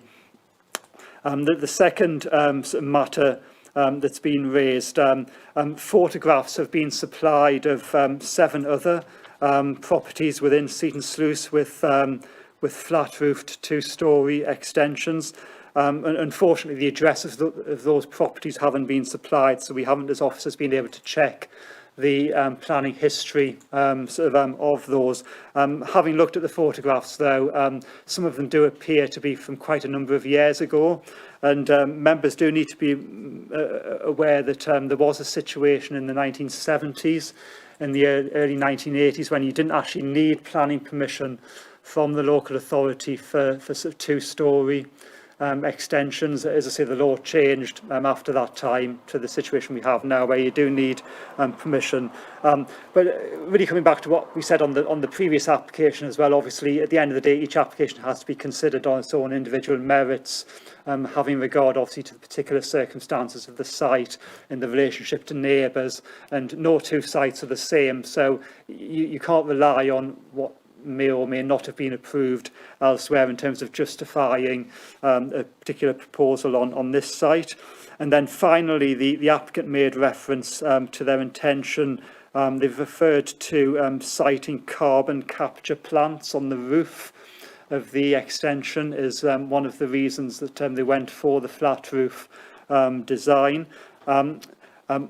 All I would say in response to that is that that doesn't form part of the proposal that's before you this afternoon, and there would be other ways in which CO2 reductions could be achieved utilising, as I say, the extension that was approved back in 2018 so with the dual pitched roof. So, for example, you could have PV, or sort of solar panels, on the roof to, as I say, generate renewable sort of electricity. That would be another option if you're looking to reduce CO2 emissions. In terms of the recommendation, as I say, the officer recommendation is per your report for refusal of the application. We are, however, proposing some changes to the wording of the conditions. I'm not sure whether the revised conditions have been circulated. Were they copied or not? They weren't, right. Perhaps I just read those out then. Essentially, we're just proposing some changes to the two refusal reasons. The refusal reasons in the report, apologies for this, don't mention the external staircase to the side. So essentially, we're just proposing that the refusal reasons are updated to reflect that. It is mentioned in the report, in the officer report, the concerns around the external sort of staircase, but for some reason wasn't carried through into the refusal reasons. So what I'll do is I'll just read out the two amended refusal reasons.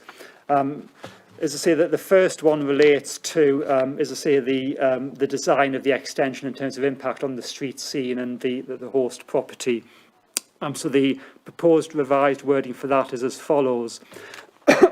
That the two-storey rear extension and proposed external staircase, by virtue of their siting, scale, mass and design, do not respect or complement the style or character of the existing dwelling and constitute an incongruous addition to the street scene, resulting in significant harm to the visual amenities of the locality. This would be contrary to policy DC1 and DC28 of the Blythe Valley District Local Development Framework, Development Control Policies DPD 2007, Policy ENV2 of the Blythe Valley Core Strategy and the NPPF. And then the second reason for refusal, sorry Judith, can you just pass over that? That's it, thank you. Thank you. Yeah, the second reason for refusal, if I can just read that out, the two-storey rear extension by virtue of its siting, scale, mass and height results in a significant adverse impact on the amenity of the occupiers of the adjoining property at number 39A southward in terms of an unacceptable loss of daylight sunlight, visual outlook, structural proximity and overbearing presence, and the proposed external staircase would result in significant harm to the amenities of the occupiers of the neighbouring property at number 41 southward by virtue of increased overlooking of their rear elevation and rear garden. This would be contrary to policies DC1 and DC28 of the Blythe Valley District Local Development Framework, Development Control Policies DPD document 2007 and the NPPF. So those are the revised refusal reasons, the recommendation for refusal. Thank you, Chair. Thank you. So we're going to move on to public speaking. It's 5 minutes allowed for each speaker. So there's no objectors and no public representatives. So we have one supporter, Alan Burt. The time will start when you start speaking, Alan, so in your own time. Firstly, I'd like to thank the Chair and Committee for hearing the case today. Right. Before we go on, I'd like to explain how I ended up in this situation. When my wife and I wanted to change the design of the extension, we did ask the planning inspector, who was employed from Northumberland Council, if it was okay to do so. His exact response was, as long as your neighbour doesn't complain, I will sign it off. Now, after speaking to the adjoining neighbour, who had no concerns at 39A, I carried on building the extension, which includes the alterations, unaware new plans had to be submitted to the planning officer. Now, throughout the build, there has been no mention of a contravention or deviation from plan in any of the inspection reports. However, the government regulations and code of practice of building inspectors require a responsible person to be promptly informed if a contravention or deviation occurs, and if necessary, a stop work order should be issued. To date, we have received no such order, even though the flat roof construction is clearly documented in the inspection report, and there's been no direct objections raised in relation to the extension. Now, we're novice DIY self-builders, right? We're paid for guidance from the building inspector through Northumberland County Council, and with that we would expect that we would get the right guidance and advice.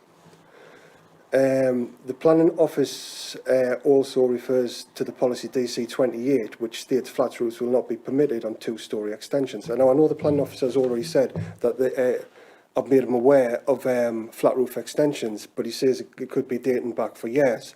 But I know of two in the village, and I'm quite happy to give over the information of where they are that have been completed within the last 2 years. Now,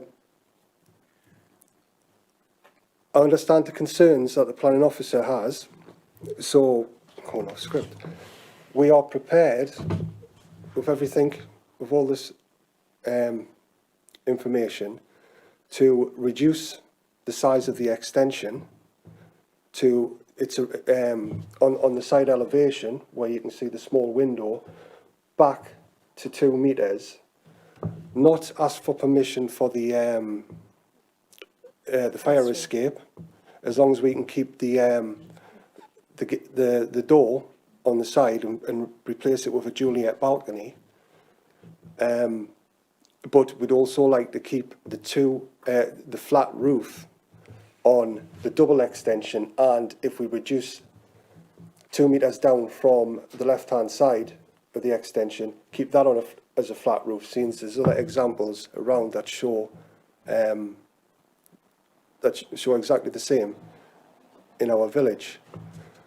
On the advice that we had, it's caused massive stress, sleepless nights, obviously loads of financial burden over the last basically year. And I would ask the committee if they would consider a compromise on the extension to reduce the impact on the neighbouring property. And another thing, what we could also do, as well as introducing a Juliet balcony on the door on the second storey, put obscured glass in as well, so it doesn't impede on any overlooking of the Naughty 41. I hope that these changes are acceptable to the committee, and I look forward to hearing your decision. Thank you very much for your time. Thank you. So we're going to move on to members' questions now. And can I just remind members it is questions only. So, Councillor Flux. Yeah, a couple of questions. Just the first one is for clarity in my mind.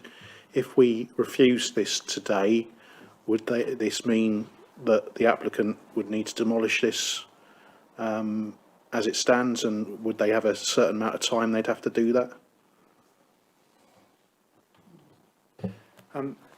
Yes, if planning permission were refused, then yes, there would be an enforcement planning enforcement process that would need to be sort of gone through.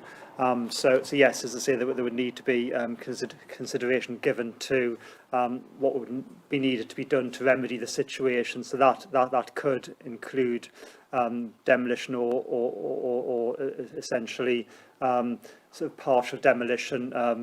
But that's something we would have to look at in terms of whether or not another option maybe to modify Right. as per obviously the approved plans from sort of 2018. But these are all matters that would need to be obviously looked at. From what the applicant said, it would appear to me that they are looking at something quite different. So from what they described, would that need a new planning application? Because it seemed quite different to what is in front of us. Or could we just modify the application, which would be probably the biggest modification I've ever known at any planning committee, here tonight? And in terms of the suggestions were made by the applicant, yes, that could be progressed as a separate new application where you decide to refuse the application this evening. My own view as an officer would be that I would not be supportive of the suggestions that were made by the applicants. I don't think it would overcome, as I say, the concerns that I outlined during the presentation. I don't think this is a suitable location for flat-roofed extension of any kind. It kind of two-storey in height, whether that's reduced in size or not. Secondly, I do have concerns that even if the projection were reduced adjacent to 39A, that would still be harmful at two-storey level, coming up to the sort of boundary with that particular neighbour. Obviously, the approved scheme for 2018 had only a single-storey element adjacent to the boundary with 39 sort of A. Yes, omission of the external staircase and obscure glazing the door at first floor level. Yes, that would overcome the overlooking issue and the impact on number 41. But I would still be concerned, as I say, around the impact on 39A and, as I say, around the visual impact of a flat-roofed extension. Okay, thank you. Councillor Ezel-Chelvan. The applicant seems to be saying, or at least hinting, that throughout the process of construction, building inspector from the county council wasn't advising them to stop, even though the person saw the changes and everything. Do you have any response to that? I think it's coming back to what I said earlier when I was outlining, as I say, my response to the further representations we've had from the applicant. It's understanding this distinction between the planning process and the building regulations sort of process, and that they're essentially looking at different sort of matters. So, as I say, the building control officer would have been essentially concerned with the constructional detail of the extension. They're not going to be looking at whether the extension is acceptable in terms of what it looks like in the street and the impact it has on the neighbours, because those aren't considerations in deciding whether or not to grant building regulations approval. All they're concerned about is making sure it's obviously the foundations are sound. It's not going to fall down within X number of weeks or months of it being sort of put up. So it's those kinds of issues that they're sort of looking at, not the kind of planning issues that we're looking at as part of this application. It does lead to confusion on occasions, but as I say, the legal position is that there are two separate consent regimes, both of which would need to be satisfied in this instance. Yeah. Thank you. So in some exercise, one related follow-up question after that, I will. See, therefore, in a way, you use the word like confusion is likely to be confused, etc. So in some sense, they are victims of that complicated process. So my second question is that if we are to reject, would you be able to give them a new plan so that it has the least damage to the applicant? Work with them. They may have some proposals and then come up with a new plan that would damage them least in terms of financial burden, etc. Yeah. Thank you. I think again, giving my opinion as a planning officer, my view is that the most appropriate solution here is essentially to build what was approved in 2018, as I say, a quite substantial two-storey extension was approved then, but with, as I say, a dual-pitched roof, single-storey element adjacent to the closest sort of neighbour. So if I were giving advice, my advice would be to essentially remodel the extension as per, as I say, what was approved in 2018. Councillor Swinburne. Thank you, Chair. I have a couple of questions, if I could, please. So, firstly, with regards the initial plan that was approved, it had a two-storey and a single-storey at the back, and the single-storey was to meet the 45-degree rule. Is that correct? In part, yes. It's not entirely just for that sort of reason. It's in terms of the kind of visual impact, obviously there's a much bigger visual impact from having a two-storey extension on the boundary with a neighbour than there is from single-storey. So, yes, the 45-degree rule relates primarily to issues around daylight and sunlight. So yes, as I say, the single-storey element was partly in relation to that, but there's the visual aspect as well. And again, even in terms of daylight and sunlight, if you've got a two-storey extension, that's going to have a greater impact than a single-storey extension would, hence the reason for that particular design. What you'll tend to find often is that if you've got extensions coming out, say 3.5 metres in this case, that there will be some loss of daylight and sunlight even from a single-storey extension such as that. But obviously it's far less than you would get with a two-storey extension running right up to the boundary. Okay, thank you. Another question I've got is with regards to this staircase.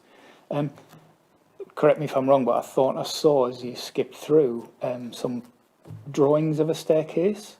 Yeah, sorry, the drawings that were submitted aren't entirely clear, but it's essentially that drawing there. So it's the top right-hand side. You can just make out the escape stair there, which essentially.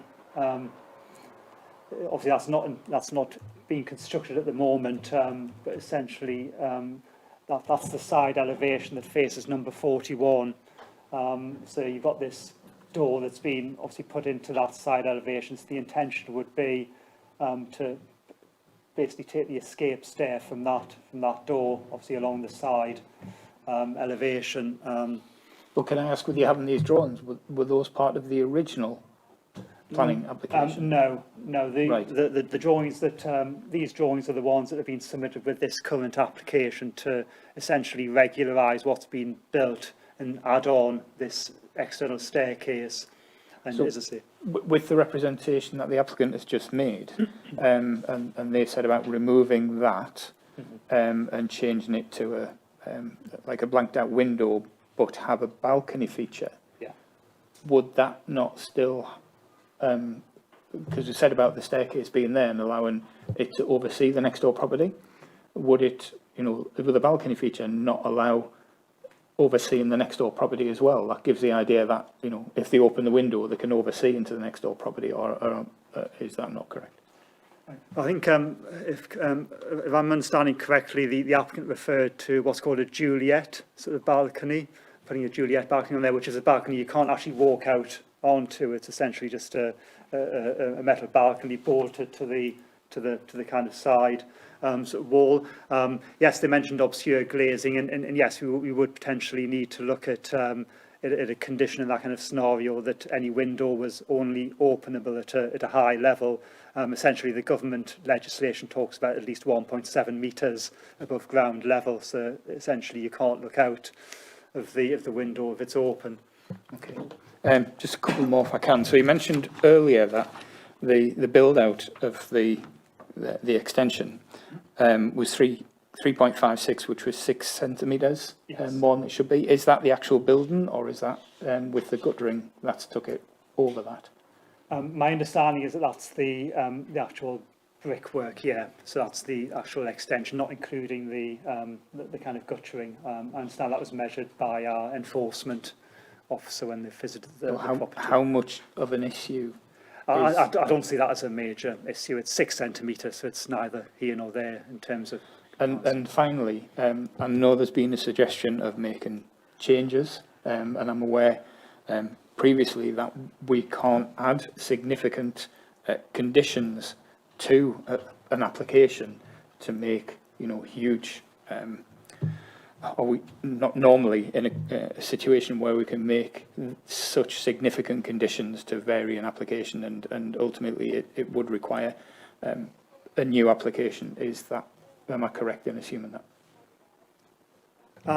Well, essentially, I suppose you could have a scenario where you decide you wish to defer a decision on the application to allow for further discussion with officers on amended sort of plans. But I think I'll just back to the point I made sort of earlier, that my own personal view as a planning officer is I would not support the changes that were suggested by the applicant. I don't think they go far enough in addressing the concerns that I've raised. As I say, I'm not supportive in principle of a flat roof of any shape or form on a two-storey extension at this particular sort of property, and I would have concerns as well about any type of two-storey extension right up to the boundary with 39 sort of A, even if that were projecting out to a lesser extent than is the case at the moment.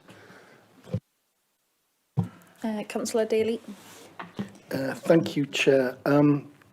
Couple of questions, and it goes back to something Councillor Ezel-Shelvin said, which is about this building inspector who went out.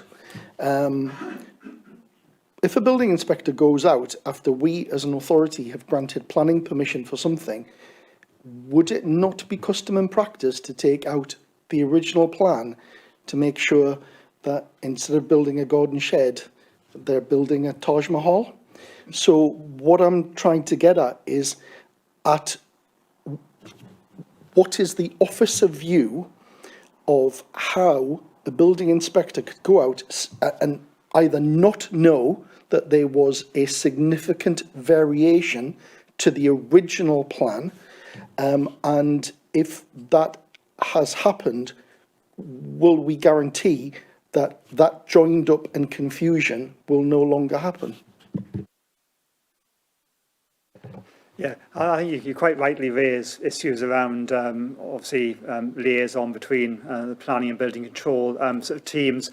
I'm not entirely sure what's gone on in this particular instance. Obviously, I have tried to make contact with the building control officer who handled the building regulations applications, but obviously the way things are at the moment with remote working and what have you, I've not been able to have a conversation with that officer despite sort of trying to sort of contact them. But yes, I fully understand, as I say, yeah, the issue you raise about the need for good coordination between the two teams. I have supplementary. So I just want to get a timeline here, so I've got this right in my head, because I'm not entirely sure I've picked it up from the report. So the objection, which is listed here, one objection, when did that come in compared to when that was actually finished?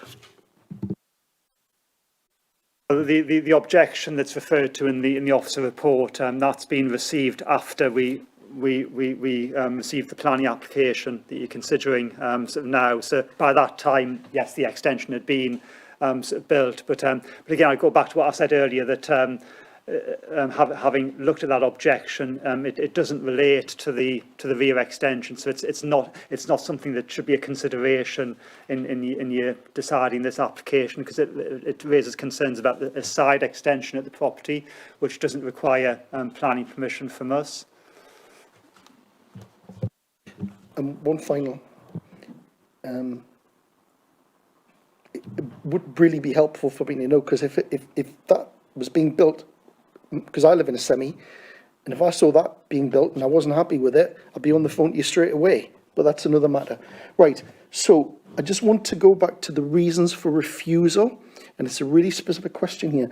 So in the reasons for refusal, the amended ones you read out, it quotes the impact, I'm summarising here, impact on 39A and 41. Of those two properties which you quoted in the objection for the reason for refusal, how many of those two have actually objected formally?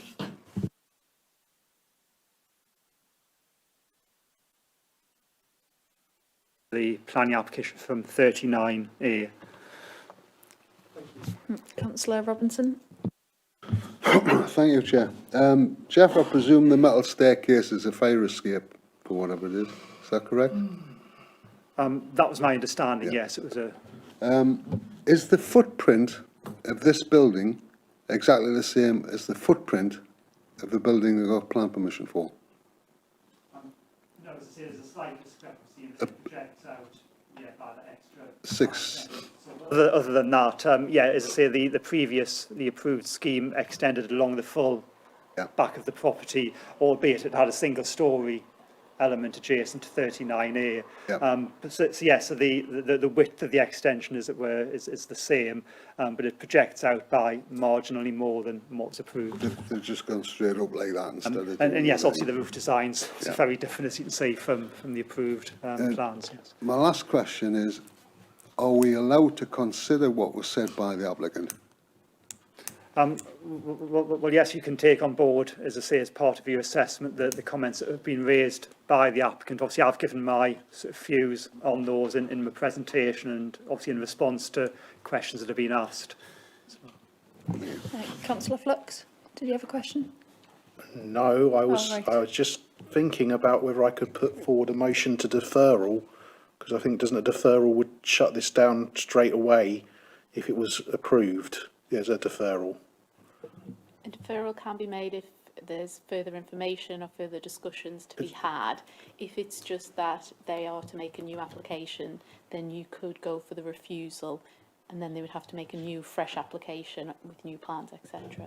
But I'm just wondering, would a deferral enable the applicant to come forward with something that would be more mutually positive towards the planning department, or is that completely impossible, do we feel?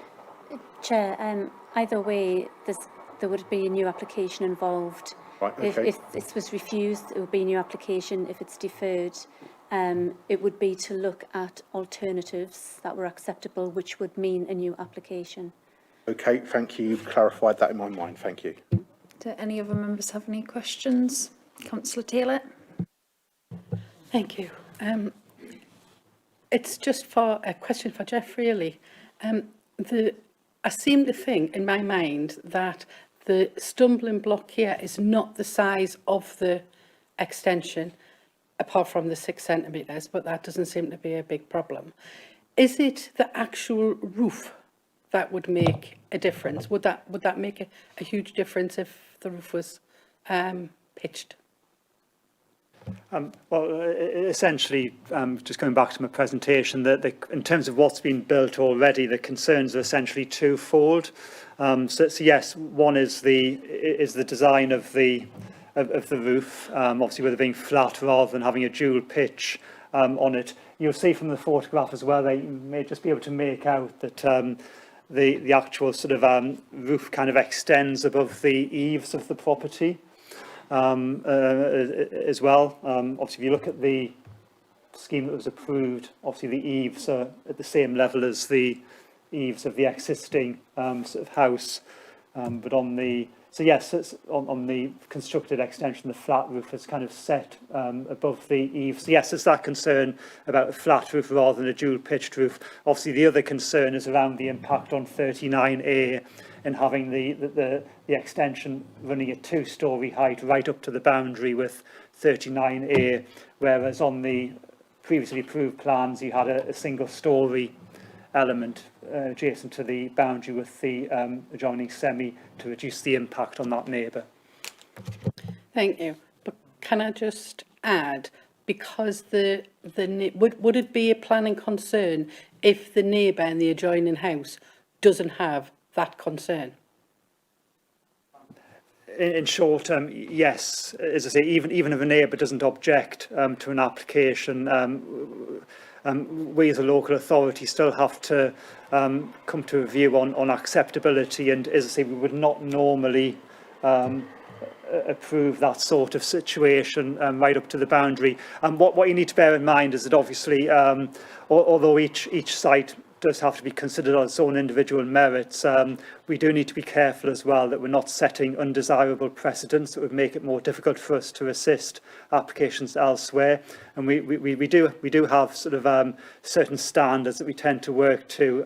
As I say, Councillor Swinburne mentioned this 45-degree sort of rule, so standards that try to minimise loss of daylight and sunlight and visual intrusion to neighbours from extensions. So, as I say, just because someone doesn't object doesn't necessarily mean that something is acceptable. We do have to apply certain standards to ensure high quality development across the county. Thank you. Councillor Daly. Yeah, I'm sorry for this, because this is actually really important. And, you know, on an officer level, and certainly as elected members, for years and years, I'm sick of sitting in meetings where people are coming for retrospective and thinking they can get away with murder. So I totally understand where you're coming from there. But I'm trying to be sensible and proportionate and realistic here. So I just want to get clarity on something Councillor Flux said about the options which lie before us this evening. So if we defer following, pending, with the resulting further discussions between the applicant and officers, does a revised scheme then come in? So it's a revision to this, or if we defer, do they actually have to put in a brand new scheme from scratch, which will effectively, you know, be a version of whatever they've discussed? I'm just trying to think of being proportionate and reasonable here, but I completely get the point, because this has happened for years and we've got to get a message out there. Don't think you can build and get away with it. What we're trying to do here is, I think, look at what is a reasonable, proportionate and hopefully fairly prompt solution. So if we defer, come a revision and then bring it back, or what are the actual options for us tonight? Because the applicant has quoted things, and to be honest with you, I think I probably need to see this as a drawing so I can get a sense for it, but that's my view. Chair, yeah, just to clarify, if the application was deferred this evening, it means there is no decision made on it, which means I think we would have to look at some sort of time frame to say that we discuss with the applicant and they, you know, by X date, November, whatever, they need to have come back with a new set of plans, which we would bring back to committee and would we discuss. I mean, I think the starting point would be what was approved, and maybe then go from there to see if there are any tweaks we would be happy with. The other option is, I mean, you know, that's kind of drawn it out and seeing if we can come up with options. Obviously, there is the option of refusal, and they've got the option of appeal. So can I come in on that? Because you have absolutely nailed it for me with your answer there. Because going back to that point about the inspector having gone out, looked at it, not reported it back, could, if they went to appeal, mean that that stays as it is. And I'm not saying that's right and I'm not saying that's wrong, but the applicant, if we refuse tonight, could appeal, go to the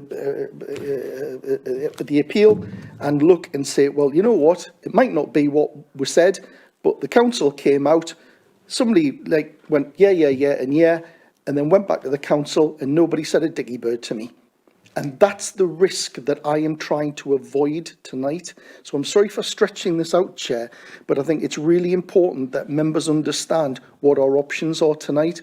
And that one part of this whole discussion about the council having gone out, looked at it, gone, yeah, and then come back to the council and not reported it as a variation, a significant variation, and I accept that, would, in my opinion, present a significant risk if this went to appeal. So I just wanted clarity on whether I'm barking up the right proverbial tree with that comment. I mean, if the applicant's appeal, it would go to the planning inspectorate, and I can't speak for how they would find, you know, the advice that they were given from the building inspector, because as Jeff said, they are completely different entity to planning, or a completely different entity to planning. And my suspicion would be that they may well disregard that and say, you know, we understand that, but however, we're looking at the planning scenario here, but I can't speak for them because I don't know that for certain. So yeah, that aside, the inspector may well feel that the extension is acceptable. Councillor Ezel-Chalvin. I mean, yes, the Councillor Daly proposed deferral, and then propose or suggested, let me put it that way, let me use the word suggested deferral. And then there was also some problem about the timing and everything. From what I hear is that, officer, that flat roof must go. Is that correct? I mean, that is against the proposal. Therefore, can we say, like, the flat roof goes for definite, and then we will defer everything else so that, you know, we can work a amicable plan between the two? That's my question.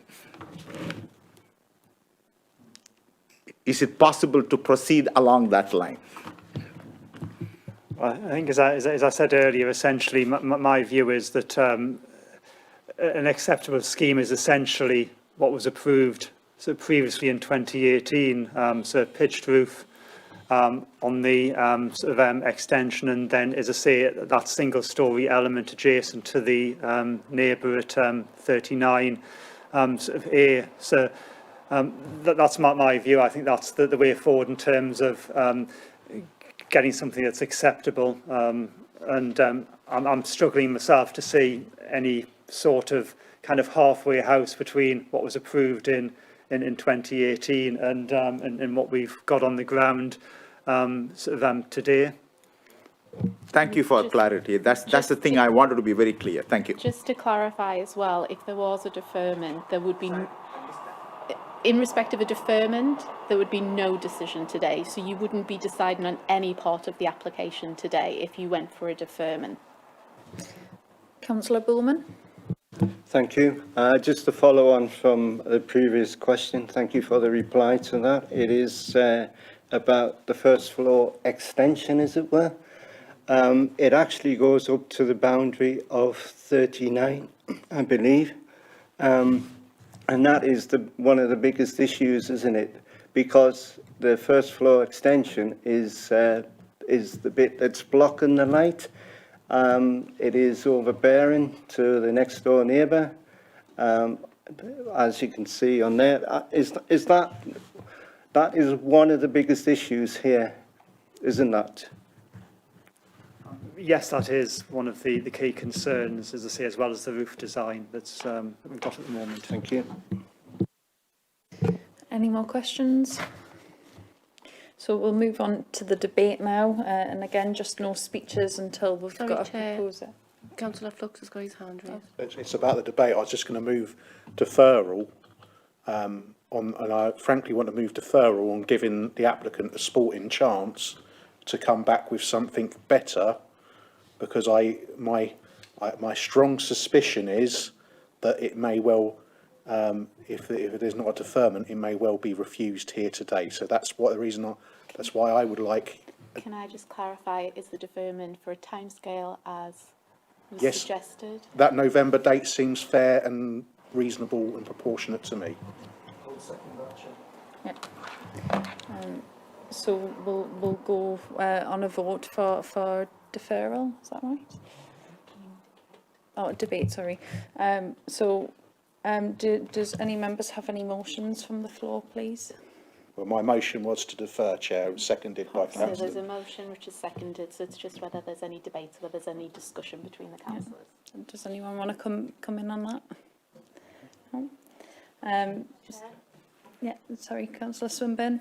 Thank you, Chair. I would say not specifically to this motion, but perhaps a recommendation that if we do have a building inspector go out, they'll have a copy of plans of a planning application, so that, you know, I don't know whether that's possible, but if that could be taken forward, that if a building inspector is going out to check, and I fully appreciate, and this is from past experience, that they're basically going out to check that it is the right size piece of steel that's holding up the wall, that it is being built right, that the foundations are being sunk to the right depth, and it's the right cement that's being used, etc., etc. But it would be extremely advantageous and prevent issues such as this if they had a copy of plans in their hand to then turn around and say, hang on, as Councillor Daly gave an example, you know, the plans are for a shed and you're building the Taj Mahal, and they could then report back to planning enforcement to say, we've got a problem here, and head a lot of this off at the pass. So I appreciate that's not in you know, specific to this particular case directly, although it is in a way, but it is a recommendation that could be taken in all instances. Thank you. Councillor Zolchalvan. Thank you, Chair. I would like the following to be minuted of this meeting. One of the reasons now we are going to the deferral motion is because the planning officer, when he went and visited the building, did not have the plan.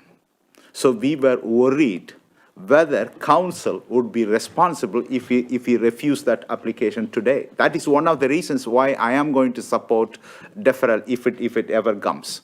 We need to minute that, because this kind of thing should not happen, as Councillor Swinburne said. So I'm requesting, if it is possible, we will minute that.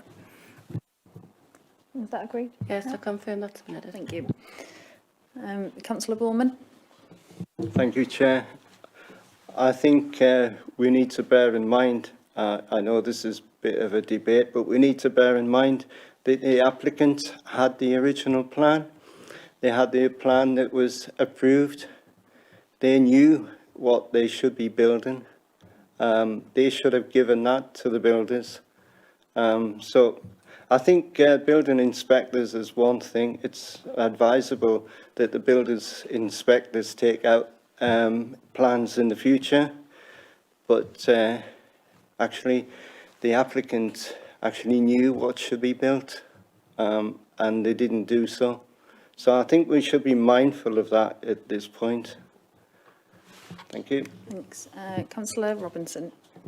Just further to what my colleague here said about minuting that, it wasn't a planning officer, it was a building regs officer. Quite a difference. And personally, I'd be very surprised if a building regs officer didn't know what the hell he was going out to inspect.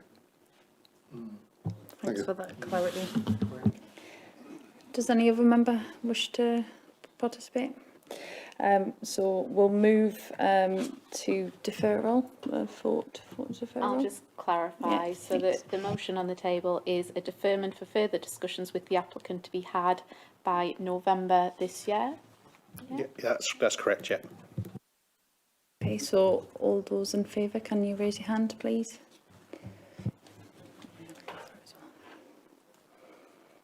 Sorry.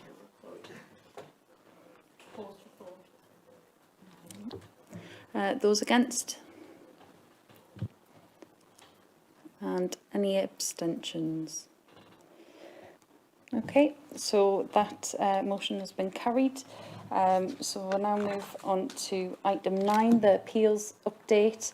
And this is just for councillors to reference on pages 35 to 44. Councillor Daly? It's not related to this. Okay. I just want to say you've done exceptionally well for your first meeting. Oh, thank you. We're not normally as exciting or as angry as this, but I just want to put on record, I think you've done exceptionally well tonight for your first meeting, and well done. Thank you very much. I appreciate that. So with that, I'm going to move over to our chair, Councillor Swinburne. Thank you, Councillor Vilchek. I'm not sure if at this point the residents who attended for the planning session wanted to leave the meeting, or whether they wanted to stay and enjoy the rest. Chair, it's entirely up to them. Councillor Dunbar? Yes, by all means. I think we'll just Yeah, take I'll show 5 them. minutes. If anyone wants to 6:30, Chair, is that okay? pay a visit. Yep, we'll return and reconvene at 6:30.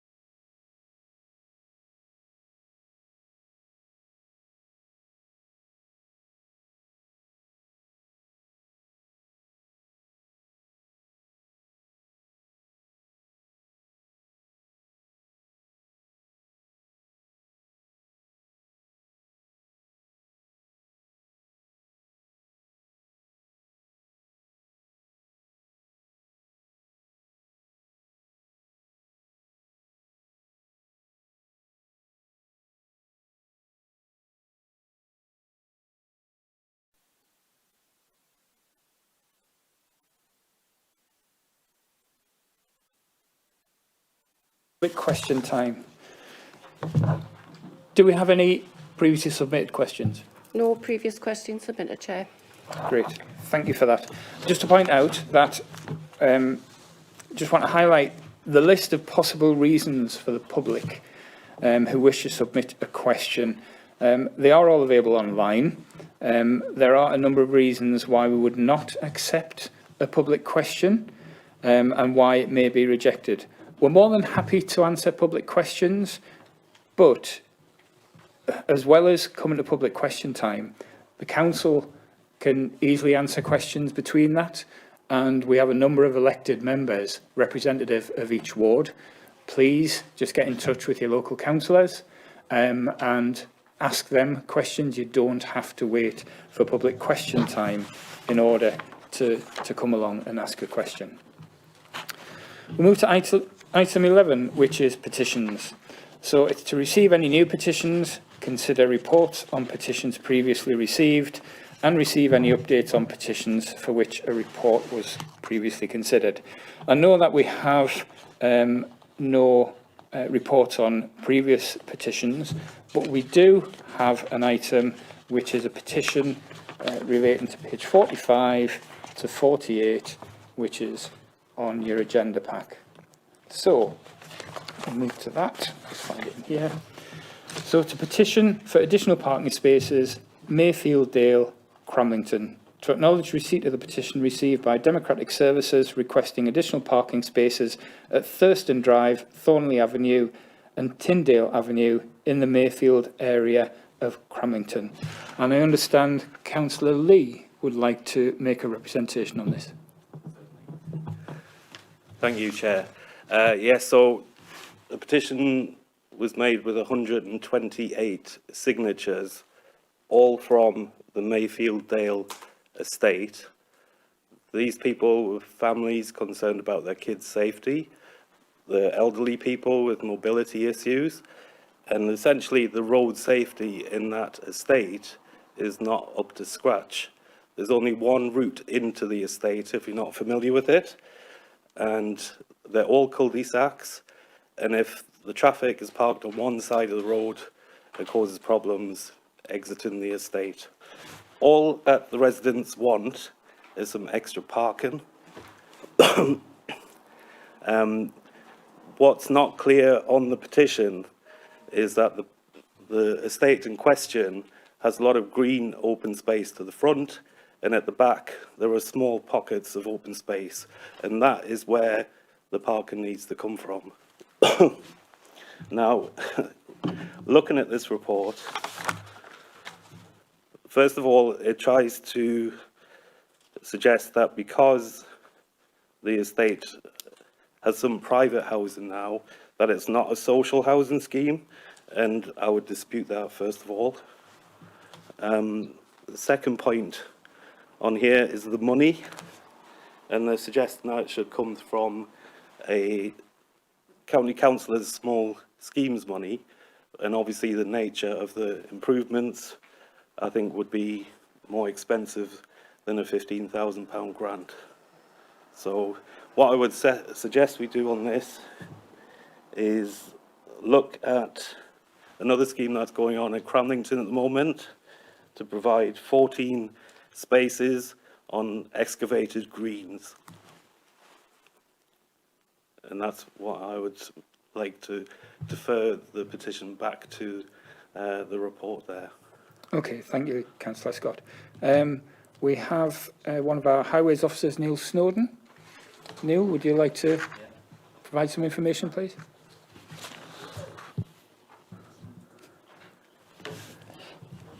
Yeah, as you've just touched on, that we don't normally fund such schemes through the local transport plan, the LTP.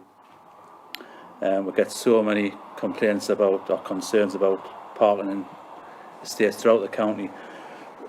As you'll appreciate, a lot of these houses, again across the county, were built when car ownership was so low. And it's when you go through the scoring process when putting the LTP together, it's extremely difficult to prioritise, say, an area in Cramlington over an area elsewhere in the county. That's why we've never normally include them in the LTP, and we always suggest it's got to be through members' local improvement scheme allowance budget. Certainly, I think there is the option to spread your money. Well, there is the option to spread your money over the 4 years. You could do a larger scheme, but that's the way I would suggest going. You could even look at phase 1 designs to see what might be possible and what sort of costs we might be looking at as well. But it would never normally make the final LTP. I'm not sure the scheme you're referring to in Cramlington. I'm not aware of what that one is. Is that a similar issue in a state? It is, yeah. So the scheme in Cramlington Village Ward, I think it's in Mark's Ward, this is for the excavation of grass verges and creation of hard standing for car parking on the estate of Hull Close Glade. Right.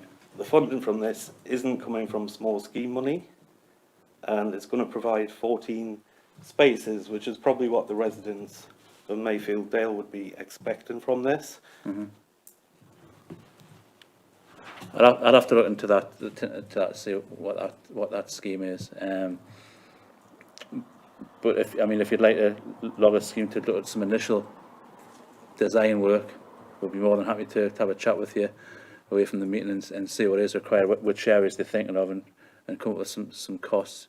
There is different ways to do it. You can dig the grass out. We could grass crete it. There is various options. So we could have a chat about possible options and where you think it might be most suitable. That may be a sensible way of dealing with it initially, to see what we can do. Absolutely. So we'll get a scheme costed and look at potential areas where the spaces might go in. We could do that. I'll get my colleague Ruben Morgan to get in touch with you tomorrow, and he can send some paperwork to you, and we'll get that logged and looked at for you. Good, thanks. Okay. Do we have any questions or comments, Councillor Robinson? Just to give you a bit of my experience on a similar idea, I had a commissioner report. I had a residents got on. There's actually parking outside the houses, but there's only parking for 4 cars, and there's 11 houses. So they needed some of the grass taken away at the side of the existing parking. So it wasn't a huge job and whatnot. I then had to commission a scheme which cost me £2,000 out of my small schemes allowance for highways to come back and tell me that to take the 2 little bits of grass away and tarmac it was going to cost £56,000. Now that is absolutely ridiculous. I could have taken a pick and a shovel and done it myself. I mean, Neil, we've got to get some sensible prices for this stuff. You know, we could go out, I can go out to subbies myself and get it done for a fraction of that sort of price. So we've got to be competitive, mind. Councillor Flux? I was just going to ask about your Hall Close scheme. Is that which fund is that coming from? Is that coming from HFN, or is it who's doing that? I'll update you on that, because I was sort of waiting for an opportunity to come in. So, as we're probably aware, small schemes won't cover this type of thing. It doesn't go anywhere near, as Councillor Robinson has just clarified. When it comes to LTP, I know from my own personal experience that these schemes just get refused, even when one of them was recommended by a highways officer to put forward for LTP, and it was then knocked back. So, you know, that was a bit of a surprise. Residents in that area had, for many, many years, asked for improvements to parking. And actually, the council had even put a housing survey out, which I knew nothing about. And when I chased up on that, I was told that it wasn't going to happen, because even though it was a social housing area, a number of people had bought their properties, which I didn't accept.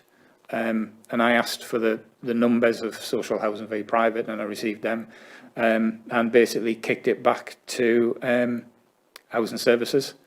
It was Homes for Northumberland budget. Yep, it so, was. So has Councillor Lee made any representations to Homes for Northumberland?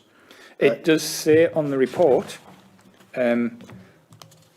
colleagues from Housing Services were consulted, although the estate was built at the time as council housing. Ownership is now a mix of privately owned and retained council housing. Even though that's highways have gone there, that maybe further discussion with Homes for Northumberland took place, and maybe that it went on either a medium or a long list or what have we of priorities. I don't know. I'm just surmising that as a practical way forward, maybe. Yeah, the recommendation is, local area council note the content and acknowledge receipt of the petition. My further recommendation would be to contact Housing Services, use the scheme that is, it's not even completed, it's still underway. I had confirmation the other day that there's further parking spaces. They haven't got the full 14 yet. Excuse me, there's still more to be completed. And use that as an example of what has been done and is currently underway on the social housing estate in Hall Close. And just say, look, you're doing this there. And that's the same sort of thing that we're after, on our estate. And use that as an example back to Housing Services, and see what you get back from that. Okay. Councillor Daly? Thank you. So going to the report on page 2, which is page 46, so it's page 2 of the 46. Can I just pick up on the line on the third paragraph? The provision of parking for residential properties is not something that the County Council as a highway authority has a responsibility to provide. Can I just clarify whether that actually is in contravention to the Road Traffic Regulations Act 1984, which is, I've actually got it in front of me here. Section 57 of the 1984 Act gives local councils the power to provide parking spaces, including to relieve or prevent traffic congestion, preserve local amenities, provide on-street parking places for bicycles and motor vehicles, or off-street parking places for other types of vehicles or vehicles generally. So I just want to clarify the Road Traffic Regulations Act 1984, Section 57, has that been amended, given that this report says that we don't have responsibility to do it? Neil? I don't think that road traffic act's been updated. I'm not 100% sure, to be honest. I'd have to look into that. The problem we have is the vast majority of the estates in the county, they were built when car ownership was so low. One house, one car per household. Now you've got 3, 4, 5 cars per household. It's hugely difficult to accommodate all those cars within estates. You'd expect that anybody moving into a particular estate to assess if there's provision for their vehicles.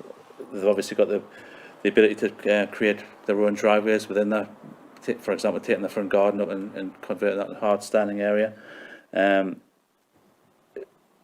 We get so many, as I keep saying, we get so many requests for additional parking, and we simply can't address them all. And how do you prioritise them over each other? It's hugely difficult. I'll have to look into that Road Traffic Act. So, Chair, I'm happy to forward that to you, but I think I'm not disagreeing with you on this point, but I think it is a really important thing to note that, and again, I can speak, about Cramlington because I've lived there for many years. Cramlington was built as a new town from about the 1960s onwards, and you're quite right. If you look back at some old photographs of Cramlington, basically there was a car in a street and that was it. But time has moved on. And I would argue that we need to move on in terms of our thinking as well. And particularly during COVID, what that has demonstrated is that there's going to be an increase in people working from home. And people working from home will generally have their cars sitting with them.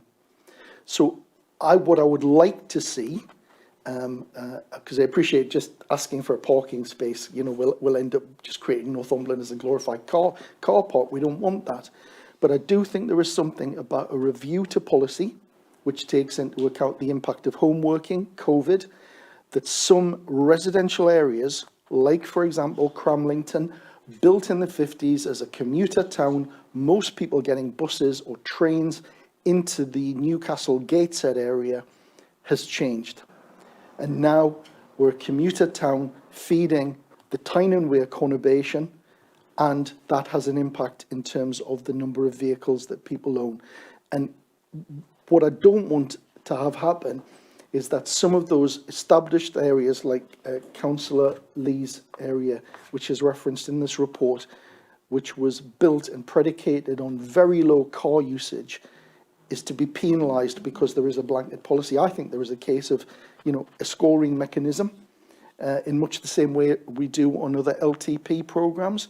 But I do think that we should look at it, given some of the changes which we've certainly experienced over the last year, and certainly have happened over the last few decades with towns like Cramlington, where car usage has increased, but it's not reflected in the ability of people to take their cars. So that would be my suggestion from today, Chair. I agree, and factored into that as well is a consideration to the off-street EV work that's being carried out already, and I know is going into other towns, but there are a number of people who don't have the ability to be able to charge electric vehicles on their own property, and taking forward additional parking requirements could help with regards to electric vehicle charging infrastructure in some of this development of additional parking as well. Okay, sorry, Councillor Flux. I was just on the back of that. I was going to say, is this something that we might wish to take? Someone might wish to take to a scrutiny committee as a discussion at a scrutiny committee, and I asked that as someone else would probably have to do that as on the business chair. But there we are.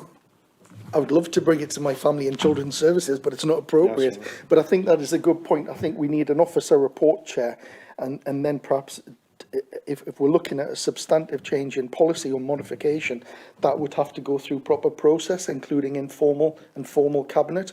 So I do think there is something that we could recommend from tonight to look at that. Agreed. Councillor Bowman. Can I just add on to that? We should look at existing parking as we've got it at the moment and improve it. And we should look at the allocated space for a car because a lot of these spaces are related to cars that were built in the 1960s, which were fairly small.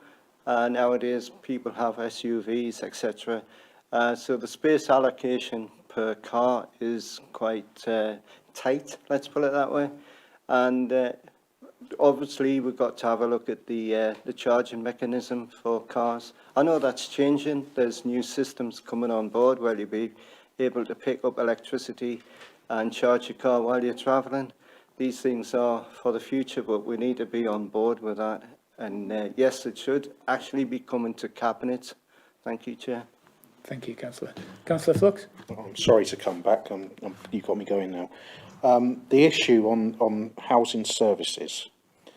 Although the estate was built at the time of council housing, ownership is now a mix of privately owned homes and retained council housing. Now, I'd be, surely every single council estate had a certain amount of right to buy 30, 40 years ago. It's, how many houses would have had to have been sold for this to kick in? There's more questions and answers on that. I've been in this area before. Actually, when Councillor Lee was a Conservative candidate, I've leafleted it for you. But I'm kind of amazed just from what I see there that what percentage of it is going to be privately owned. Sometimes it's quite obvious to see if every house has the same standard door. It's usually because of the council have provided that same standard door and things like that. I'd be very surprised if there are many owned houses on that area. But I don't know, I'm surmising. But from what we've got in the report, we don't know what level they're talking about or anything like that. There's more questions than answers, Chair, and that's another thing I would. Hence, just as I said, in the situation on the one on my own area, I made a specific request to say how many, and push back on the responses I was receiving. So, Councillor Bowman. Can I just request that the housing department look at allocating a drive for every single council house? There's a lot of council houses that don't even have drives, so they're on street parking, and that causes issues with traffic congestion, etc. It needs extra funding, obviously, to do this. It's not cheap. It's a bit late in the day, 2021, to be discussing it, but it really needs doing, and we need to do it now, not in years to come. We've talked about people working at home, and that's going to be the norm. There probably will be less cars because people will not be transporting themselves to place of work, whether it's in the Conservation or North Tyneside or anywhere in Northumberland. But I think every house should have at least one car parking space, even social housing. Thank you, Chair. Thank you, Councillor. Councillor Daly. Chair, if I can, just very quickly, because I'm conscious we're having quite a detailed debate here. We've got some recommendations, which is to look to get an officer report taken into scrutiny, potentially through Cabinet. So I get all of that, but doesn't solve Councillor Lee's problem. No. And what and I don't know whether there been a site visit with Councillor Lee and officers to this site to actually have a look at a proper options paper. I don't know. But if that hasn't happened, can I suggest that as a recommendation tonight that happens fairly quickly in order to try to solve the issue in this particular part of Cramlington? Councillor Lee. Yeah, I don't believe there was a site visit for this report. It doesn't reference one, but it's certainly something that I would like to take up if it's available. That's something that you need to get in touch with officers yourself. I would suggest an officer from Highways, officer from Housing, and request a site visit with regards to that. Councillor Robinson, did you have your hand up? I'm just bemused a little bit, Chair. I don't think I understand the difference between a private house and a council house as far as this parking is concerned. Certainly the council estates I know of a very good mix of all sorts of ownership. Social housing ownership, council ownership, private ownership, absentee landlords even. You know, I mean, the days when we could just segregate things into too little, they're gone. What we're talking about here is making an amenity for a community. It's not about a private house or a council house. I'm not sure if maybe Neil was alluding to the issue before with regards to social housing. It comes to who funds it potentially. If I can relate it to the area which has had it carried out on my ward, it's a predominantly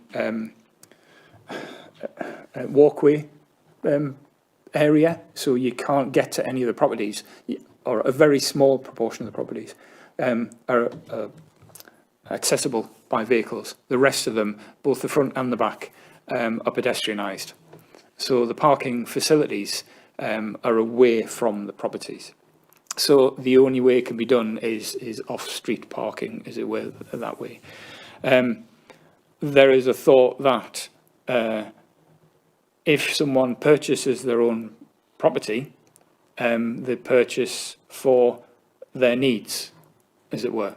Or I'm going to use my own example here. When we moved into our property, our driveway fit one car. We extended it to fit two cars and changed our front garden. With the thought process being, if you buy a house that isn't big enough, why has the council then got to provide for you? I'm not saying that's right or wrong, but you don't have that facility in a social housing scenario because that is your property that you're renting from the council. And you may be able to put a driveway on some of them, but you can't extend, etc., because you're renting from the council. So there's different types of thinking, and I'm not saying what is the right way of thinking. I'm not saying it's the wrong way of thinking. I'm just saying there's different options that are available on social housing and non-private housing. So that may be something that Neil was, potentially pointing to in some of his information earlier on. I find it ridiculous that if somebody phones me up about this subject, I've got to ask them are you renting off a social landlord or are you paying a mortgage? I mean, that's just ridiculous. It's just with regards, I would assume, funding opportunities. I mean, when they came back to me with, I knew highways wouldn't fund, the stuff on my area, but I was conscious of it being a social housing area, which is why I pushed it back to housing services. If what we're talking about is the council providing this sort of facility for its clients, for its tenants and whatnot, that's fine. But there's also the other side we've got to consider for the people that aren't council tenants, who have exactly the same problem. And my preferred way to think about it was to ask Neil to look at the costs of doing it. Because I think we can, if it had been a reasonable cost, and I did have the scheme I was looking at costed, and it was £5,500, £56,000 off the council. So 5.5, I may well have done that out my small scheme. 56, I can't. Yeah. So if we could look at this sort of discrepancy, if you like, and I've got further examples of it, but if we could look at that and really hammer that down and get something sensible, there's no reason why the council can't do the work, make some money and satisfy everybody. And bearing in mind the other argument of removing green space, which some people aren't happy with. We could make that a percentage. Yeah. Councillor Lee? Just on the green space issue, I know on the parking scheme in your area, because it's already grass verge and it's not deemed a recreational space, then it fits within the policies there regarding loss of amenity, because it's seen as beneficial to take the cars off the street and put them in a parking space instead of pedestrians having to walk around them and obviously causing obstruction. So the benefit from removing those small pockets of green space would outweigh that, I think. Yeah, that's correct, yeah. Okay. Councillor Bowman? I believe there's a system, isn't there, where you can put a grid down on green spaces, and it can become a green space, say, during the day when there's no car parks parking there. Then in the evening, when everybody returns home, it becomes a car park. We've got a fine example around this building, and it's used every day. Yeah. As Councillor Daly mentioned earlier on, I think this is part of a much bigger discussion that needs to be taken forward, and potentially a policy that we need to discuss. Okay, so as we said earlier, I think it's a meeting that needs to be held on site. If you involve the relative people and take them on a walk around the area and take it from there. Okay, thank you. So we'll move on. It's item 12, which is the local services issues. Receive verbal updates from the area managers from technical services and neighbourhood services. Now, I'm aware that one of the officers is unavailable at the moment, so Tony Gribben is going to give us updates on both areas. Thank you, Tony. Thanks, Chair. I'll give you the local services one first, if I may. Initially, a little bit on following COVID, right from the lockdown in March 2020, our frontline teams have undertaken essential frontline duties and continue to work in the most challenging times, and I want to pay testimony to what they've done during this period. And we're currently experiencing, just all over the news, a greater number of staff who are either off with COVID or have been, I think, pinged is the current phrase, via the track and trace system, or just having to self-isolate because of family members or close contact. However, we're continuing to deploy frontline essential services across our areas. So please keep your fingers crossed that we continue to do that. Waste services, things are running really well. Following, again, lockdown in 2020, we saw an increase in the amount of domestic waste that was presented across the southeast areas. That's reduced a little bit, but not returned to pre-lockdown levels. And I think the conversations that have taken place regarding people working from home and continue to work from home, I think have exacerbated that. Garden waste service, that too, seen an increase in subscriptions this year, which is great. As usual, we'll undertake a review of the garden waste service at the end of the season. But we've currently got an additional 569 new customers in the southeast, which is fantastic, and a total of about 9,018 customers in total. Grass cutting. Grass cutting has proved to be a significant challenge for our teams, certainly in the early part of the year. Experienced prolonged periods of rain, which lasted most of May, and then we experienced very warm weather and the grass grew rapidly. That presented a couple of challenges really. First was to complete our cutting rounds effectively to avoid having long and seemingly unmanaged areas. And the second was the inevitable grass arisings that were left following the grass cutting programme, certainly longer than usual. Both situations mentioned above mean that we've got to acknowledge that for reasons beyond our control, many instances, standards weren't as high as we'd hoped for during the month of June. But again, we're working towards ensuring that the services are back on track. As I say, conditions have stabilised and immediate grass is certainly returning to normal. Weed control services has been delivered in-house again this year. Again, unprecedented growth with grass and weeds happens as well. Our approach has been has worked quite well in previous years. So adopting the same in-house programme, slightly behind where we were last year. All areas have had their first treatment on the pass for the weeds, but we're contemplating actually starting the second run almost straight away, just to try and get round and ensure that any new growth is treated.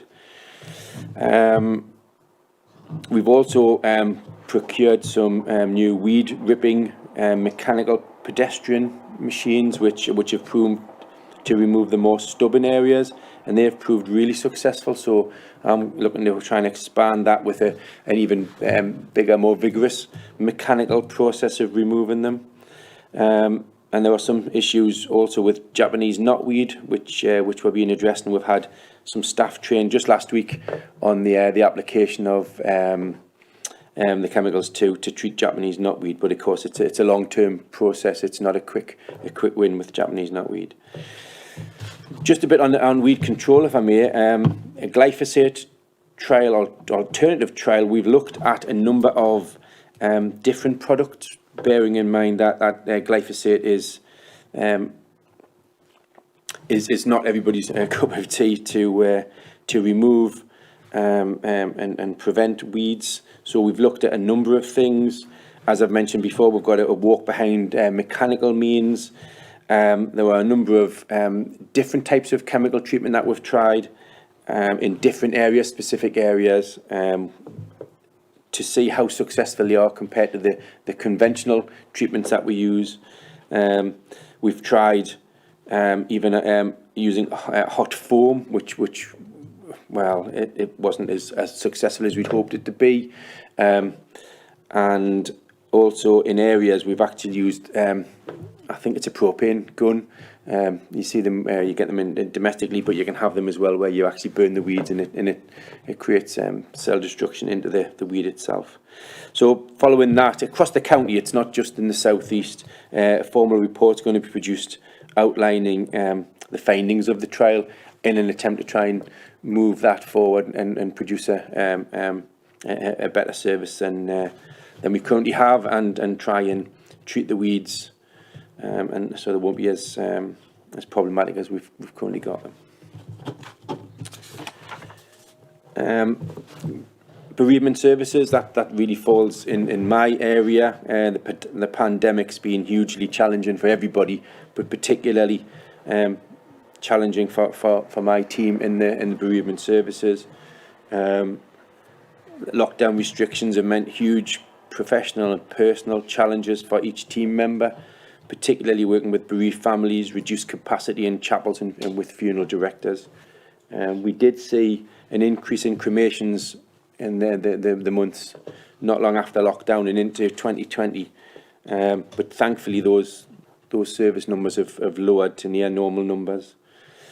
And following the move to step 4, we've been able to remove the restrictions in the numbers now attending funerals. But that too poses challenges because we still have constrictions on cleaning the facilities between services to ensure the health and welfare and safety of attendees and also the staff.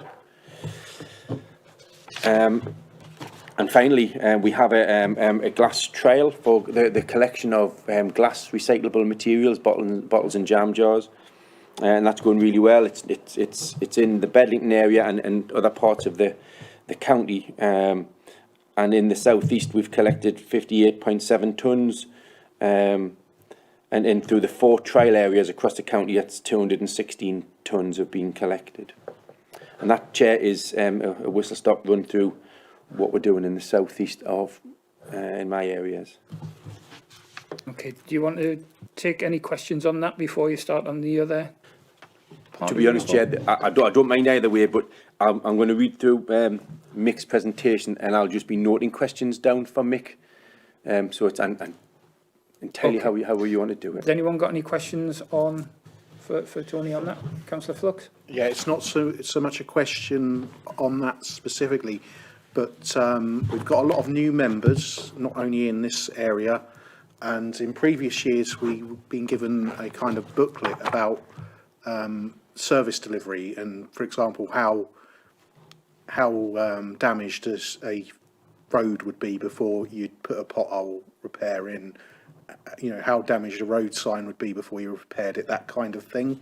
I found that very useful when I was first elected 8 years ago. Would that be possible for that document to be revived or a similar document provided for members? And that might be a question directed generally at the council rather than yourself. But yeah, that's just the point I wanted to raise. Thanks, Councillor. I'll take that back. Councillor Daly? Thank you, Chair. And if I can start off by echoing something that Tony said, which was a huge vote of thanks to the staff who were out there front line from the minute lockdown started. Yep. When we were all, locked up in our houses and, it was essential services, the teams were out doing the grass cutting and all those bits and the waste collection and what have you. So I think there is a huge unrecognised workforce there who did a huge amount during the pandemic and continue to do so. So I think that needs to be noted from all of us. Just coming on to some specific points there. As a council, we've got a climate action plan. And that climate action plan will see us significantly reducing our carbon footprint and to be carbon neutral by 2030. But I think, unless I'm missing something, we're missing a bit of a trick with this. Because as a result of climate change over a number of years, and changes particularly in weather, and changes in milder winters and much warmer, wetter summers, growth on our grass, on our bushes and trees is at almost turbocharged levels. And I don't know, and perhaps tell me otherwise, I don't know if that necessarily has been reflected in changes to the way that we deliver our local services. Because when you look at our climate change action plan, it talks about everything we're going to do about creating solar ports for you charging your cars, how we're going to reduce the carbon footprint of our fleet. There's a whole range of things in there. But one of the things that the public see, that doorstep challenge, standing on your doorstep, on my roads, clear of potholes, which is fine. but are the weeds gone? Are the bushes clear so I can walk without being, hit by a bush? I don't know whether that's necessarily been reflected, or perhaps work is already going on that to maybe look at modifying or changing the way that our local services team operate. Because the way I'm reading it at the moment is, and I want to thank Tony's team, they came out and done some specific work in Cramlington, but I think in the past we've had winters where basically everything dies, you don't have to worry, and then spring, things come to life, mild growth, do a bit of work, and then it's all quiet. That's changed. It's almost like we've now got 52 weeks a year of growth in some of our areas, and I think that's one of the things which I'd like some either assurance from, or if we can, some action tonight to maybe say that that is something that we should consider, because that's going to have workforce planning implications. It's certainly, I think, going to require us maybe to have more staff and perhaps different kit and perhaps staff working differently. So it was just to plant that. But again, I just want to say a huge thank you to the staff who worked up and down the county, in all kind of weathers, hot, cold, windy, snowy, do a great job. But I do think we need to have a look at how climate is impacting on the work that your teams do. Thank you, Councillor Daly. And I think it's sort of really come to light this year. I know we've had back issues in our area, and we've had some feedback from residents who have raised issues. It's not just our area; it's across the whole of the county, and I think you've recognised that, Tony. And we've had massive growth, grass, weeds, nettles, etc. It's not really just been this year. There has been a steady increase. So, are we planning for that? Are we reacting to it? Is something being done, or do we need to start looking at it and saying, oh, we need to do more? Rather than just, we've got this number of staff, they do this, that's the plan. We do bring that plan out next year, we bring that plan out the next year. Or do we need to take a step back and go, well, hang on, we can't just look at that plan now. Things are exploding, as it were, and we need to take that different approach. We need to be more on the ball and reactive, well, proactive, as it were, to the fact that things are increasing year on year. Sorry, Councillor Taylor, you next. Thank you, Chair. Tony, you mentioned Japanese knotweed. I've had several reports that local residents have found this around Bedlington. Do you know if your team's been out to look at the areas in Bedlington that was reported?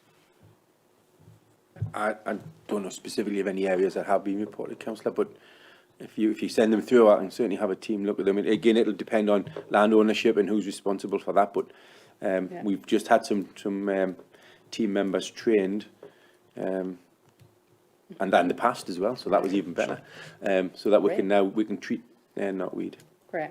I know there's one particular area in Millfield, which is a Benicia estate.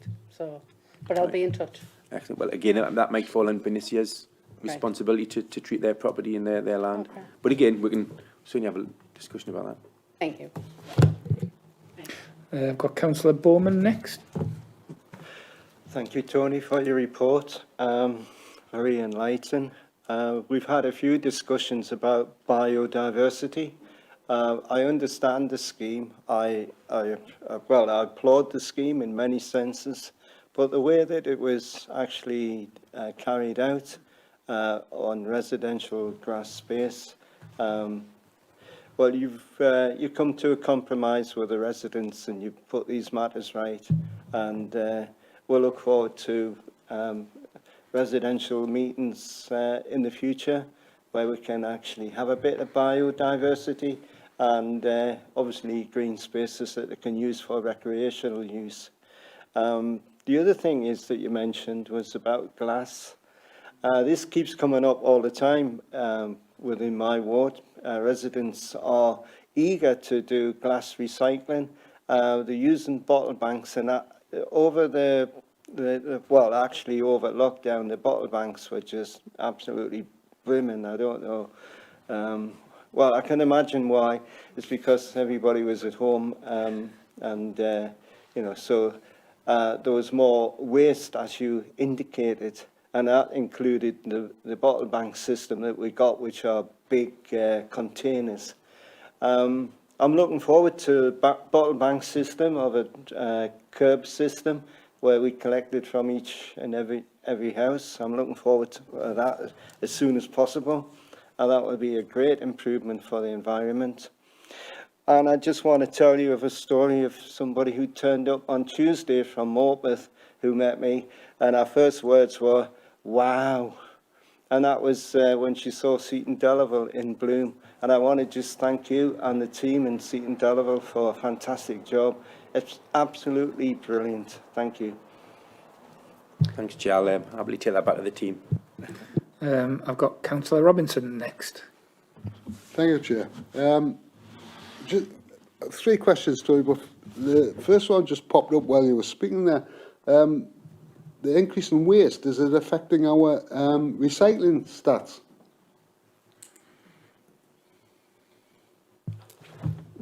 I don't know the exact stats. I know that the waste, this residual waste, the household waste, has gone up and hasn't gone down again. But I can get that information from the waste team and feed something back. And actually, it's something I noticed at website tip the last time I was there, because they have the percentage of reclamation on there, and it seemed to have gone down substantially. But never mind. Now, questions really are hedges. Now, I know some of the hedges aren't ours, but the footpaths certainly are. Are we about to see some hedges getting tackled in Bedlington? Well, the hedges are done on an annual basis, between it's every 18 months to 24 months, I think, in certain areas. And that's a winter maintenance programme, because the teams that undertake the hedge cutting, or the teams that are on the radon grass cutters doing that sort of work at the moment. If there are any areas, and Councillor Daly identified a couple areas that we had to do some work just to widen access, we're looking to do that, and we can do that. We're doing something on the Netherton Road, on the right hand side heading towards Netherton. We're doing that next week. Good. Again, it's I think there was a confusion, or I certainly don't understand who was responsible for it, but the customer doesn't care about that. They just want a safe passage on the footpath. So we can have that discussion after we've made that passage more open. I regularly see people having to step out on the road, like recently. But I think, so Councillor Daly's point as well, that the area that he was specifically talking about, we did it in February this year, and we did it in January the year before. And I was thinking, well, we'll do it early this year, but that just means it's got longer to grow between doing it in December time do we have to do it twice, December, and then as late as we can in the winter period before we start grass cutting? So it's a consideration that what we're doing now, more locally than but I'm going to take it back as a sort of an action to the management team. Good, thank you. And last question, spoil heap, the soil heap, Wesley Cemetery. Any movement? Clearly not. If you've raised it, I thought they're going to put a shiny new roof on. They don't want people climbing up on there throwing stones at it, you know. Yeah, no, I accept that. I thought we'd organise to get that removed. I'll chase it up tomorrow. I think you told me you had, but it hasn't. It's going to be. We're going to level it onto the field at the bottom. Yeah. And just spread it out, because you'll not see it when there. But I thought it'd been arranged. No. Thank you. Okay, Councillor Dunbar next, please. Thanks. Tony, you're doing a great job with your services and stuff, but I've got a couple of questions I need answered. Eastfield playing fields, is it currently, or is it not, having extra litter picks around there and the estate adjoining it?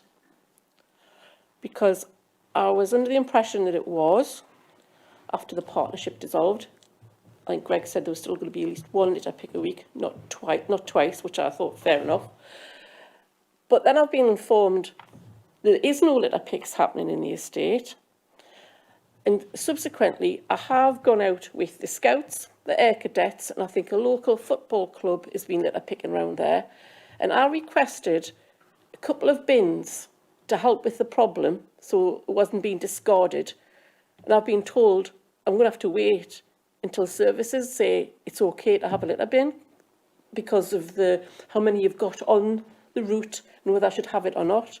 Now, I have moved one litter bin that I had further into the estate, to the edge of the estate, to try and alleviate the problem of the litter congregating at the front of the entrance to the estate to make it look better. But I just want to know why I can't have a litter bin.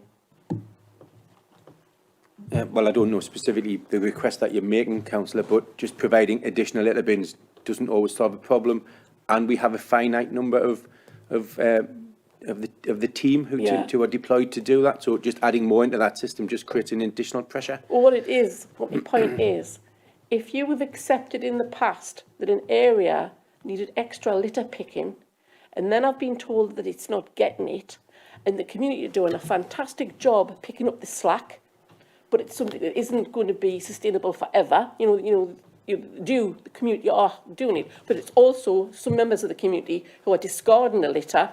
Now, when I'm asking, for another bin, we've already got the precedence there that there is a need to litter pick extra. I'm asking for a bin so people can actually put the litter in a bin, and I'm being told that I may not get one, and it's been requested through Cramlington Town Council. They requested them, and I've been told I'm on hold till I find out. I'll speak with the town council tomorrow. I really don't know the specifics of that, but I have asked Darrell to speak with me before they put any more in, because we have hundreds and hundreds. I think you must have misplaced.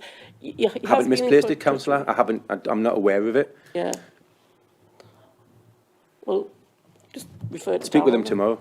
Thank you. We'll get back to you. Thanks very much. On the other part as well about the second litter pick, because we do understand that in certain areas, in certain parts of certain areas require a little bit more maintenance and a little bit more attention than others, which is what we were doing, and we did say that we would do that. Did you say specifically Eastfield playing field or the area? It's the estate. The estate. I know the estate. I thought you meant the playing fields as well. I've been told that the litter picks aren't happening at all. The extra litter picking in the estate. I don't know. That's just what I've been told. I want the bin, an extra bin, near down the bottom end of the playing fields near the pavilion, because there isn't a bin nearby, and it's for dog waste. And I've been asked by members of the community on either estates surrounding that field.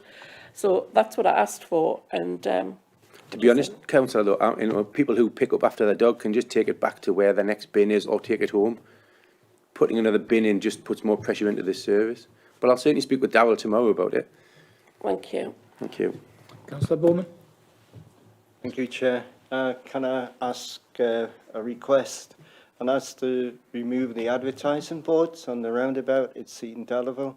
Can that be done? Because that would open up the roundabout to its absolute beauty. And there's nothing being advertised on the boards anyway. It's just got Northumberland on. I know Northumberland's a fantastic county, but we don't need to advertise it in Northumberland. So can I request that, please? I'll take it forward, councillor. I don't have any personal responsibility for citing advertising on roundabouts or across the county, so I'll make some inquiries as to who does, because I'm not entirely sure who does. Perhaps there'll be a number on saying, if you want to advertise here, ring this sign, so I'll ring it. I'll ring the number. Right, thank you.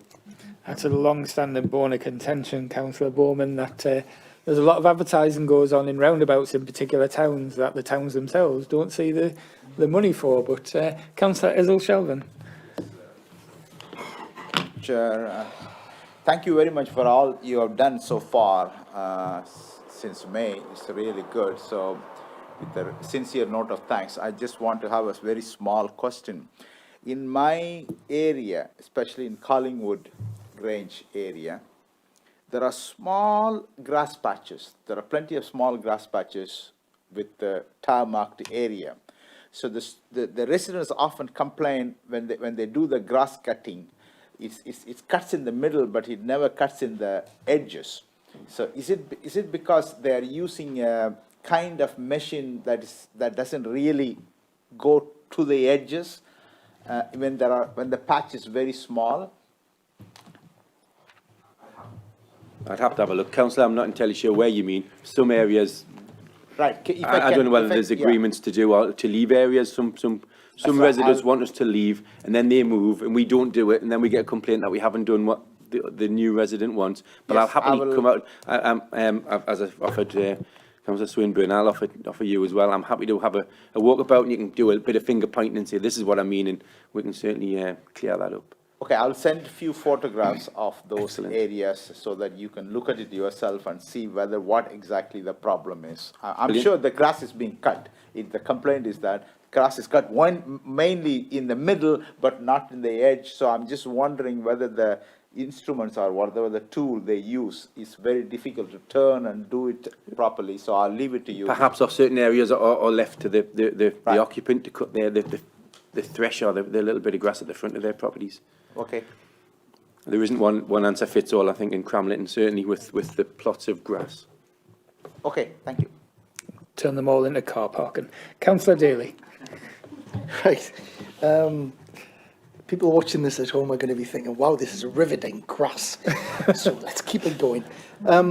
It's a follow-on from what Paul's just said there, and it goes back to grass cutting, which I think you've mentioned, Tony, has been an issue across the county this year.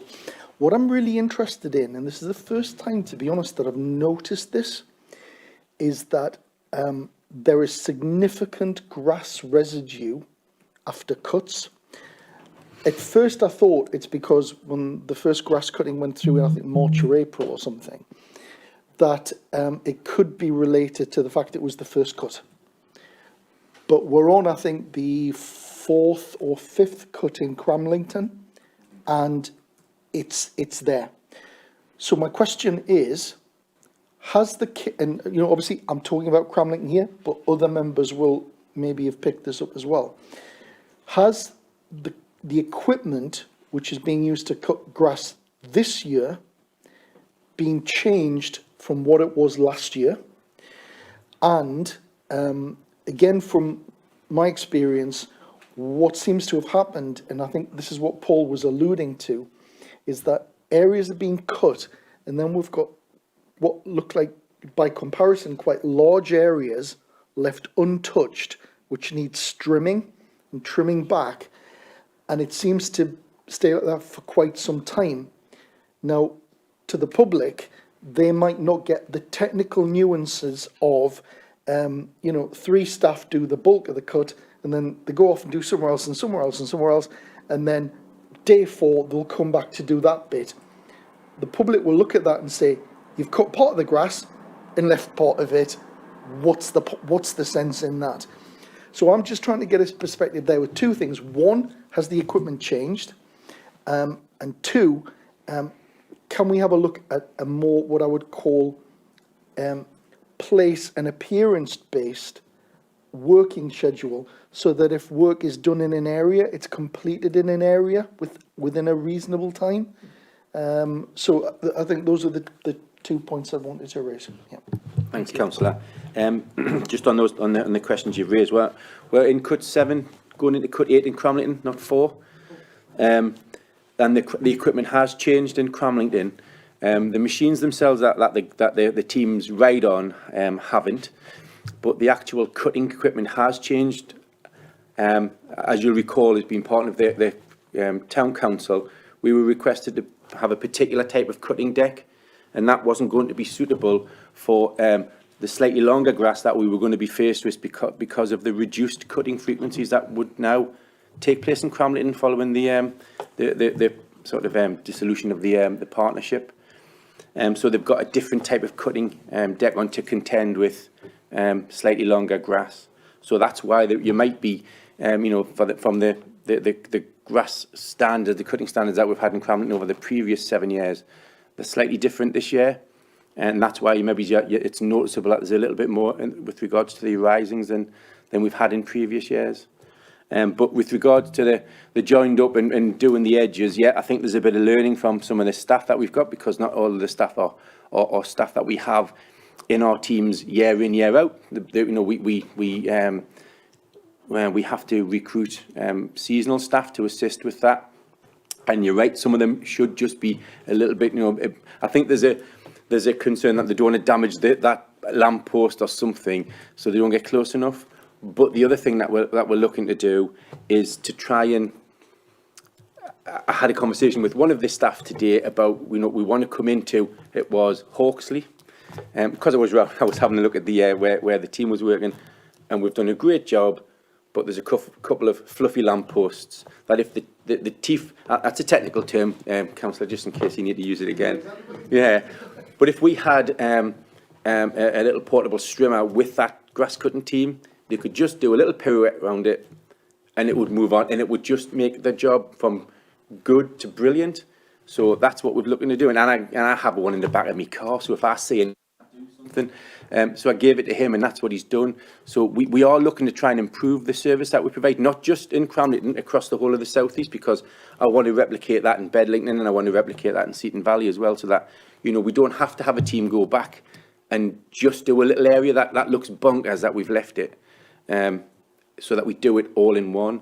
We've done a bit of work with the, I think, again, you raised something with where we have large swathes of grass and the tractor goes in, and then a day or so later, the smaller team goes in because they kind of get underneath the tree or they kind of get wherever. So we've now got a system that when that goes in and on the handheld device that the tractor driver does, when he says it's done, we get a message and the team then goes straight in either that day or the next day. So there's a certainly more joined up approach, and that's what we're looking to do. Really quick follow-up, because you've given me some really technical answers there. So there was a couple of things. So that kit that was in Cramlington, where did that go? And secondly, in Cramlington, we're paying for extra cuts. But what I'm told is that we can't say when they will be. That will be determined through the core team at the county. So what I'm saying is, can we please have the extra cuts now rather than November? The cuts are programmed into the programme now, councillor. Yeah. So you've asked for an additional 2 in Cramlington town council area. Yeah. Councillor Flux, did you have your hand up? No, I didn't. Oh, sorry. Councillor Robinson. Chair, just to remind you that state the aims of this group, there's no town parish council business to be discussed. Councillor Daly. But Cramlington is part of the county, councillor. you were talking about noticed. paid cuts from the town council. Graham, bugger off. Fluffy lamppost, I like that. Tony, I've seen a Japanese thing that goes round them and actually cuts them, and you put them on grass cutters. But what I want to ask you about is the weeds on the wonky roundabout on the B1331, because now you can't see cars on the opposite side of the road. They're about 3 foot high. I'll look into that. My understanding is that it's the developer's responsibility to maintain that. Well, it was the developer that built the roundabout. It was actually the landowner that built the roundabout. Badly built the roundabout, I might add. But what was supposed to be there of the developer was 4 palm trees. I think they died within the first 2-3 months. Probably planted them in the winter or something. But now all we've got there is weeds and weeds and weeds. I mean, I might even suggest a scheme with you to tidy it up. You know, could we do that? I'll have a look, and we want to try and improve the areas. But if the developer has a responsibility to do that, and they're just not taking on their responsibility, that needs to be addressed as well. Good, champion, excellent, thank you. Councillor Lee. I'd just like to say thank you very much for cutting East Cramlington today. One thing I've noticed though on Lamb Street, just ahead of the nature reserve, for some reason they stopped cutting at the bus stop, leaving the rest of it overgrown to the nature reserve. And obviously with COVID, a lot more people are using that space, and it's a very narrow footpath. So could we perhaps get that cut on cut number 8 for Cramlington? I'll have a look and see why we didn't do it. It might be that again it's land that we don't cut. I don't know. Historically, it normally gets cut past that to the nature reserve, but for some reason it's just stopping at the bus stop. The other point I have is just from one of the residents of Beach Avenue. and she's been in touch regarding the rear of the property, which used to be maintained by Northumberland County Council and Blythe Valley Borough Council ahead of that, and she's been told that Northumberland County Council won't look after that land now. Have you got any more information on that? I think it's my colleague Neil Dawson who's been in contact with your constituent. Okay, is there a reason why we've stopped cutting that? I don't know that we ever did cut it or should have cut it. Is that the part behind the nature reserve? It would go from... I think one of the residents wanted actual access to the back of the properties. That was what I'd forwarded on to Neil to deal with. Yeah, historically they used to cut a strip along the back. It's basically from Lanicos Park Beach Avenue, the new estate, towards the Spine Road, that chunk of land there. But the lady in question has 8 foot of weeds as she opens the back gates now, and there's just no way that she can manage that on her own to try and get access to the rear of the property. Again, I'm not sure specifically about that, but I'm not sure that the residents have access to the rear or have permission to have access to the rear. That's my understanding of that particular area. And just one final one. I believe you've been out on Mayfield Dale with some of the residents. What I was wondering is there a reason why, if we're being told so many houses are now private on Mayfield Dale, why the council continues to manage their front gardens for them? When you say I've been out, I don't know what you mean, councillor. When did I? I believe you've been out to see some residents about some work on Thornley Avenue. Oh, is it where there's a There's a big dip on one of them. a big dip? Oh, it's the front path, isn't it? Yeah. Yes, there's a. So on that estate there, I think on that stretch, there's only 2 houses that aren't private now, and most of the residents would rather tend their own front garden. So if there's a problem with supplying grass cutting, would that not be a logical thing to allow? It's not our area. The housing department have been involved. Stephanie Briggs, I believe, has been dealing with that because sectioning off part of areas would prevent our teams just going in and cutting the whole thing. So it is a bit of an anomaly, but I know the housing department have looked at that as well. Mm-hmm. Right.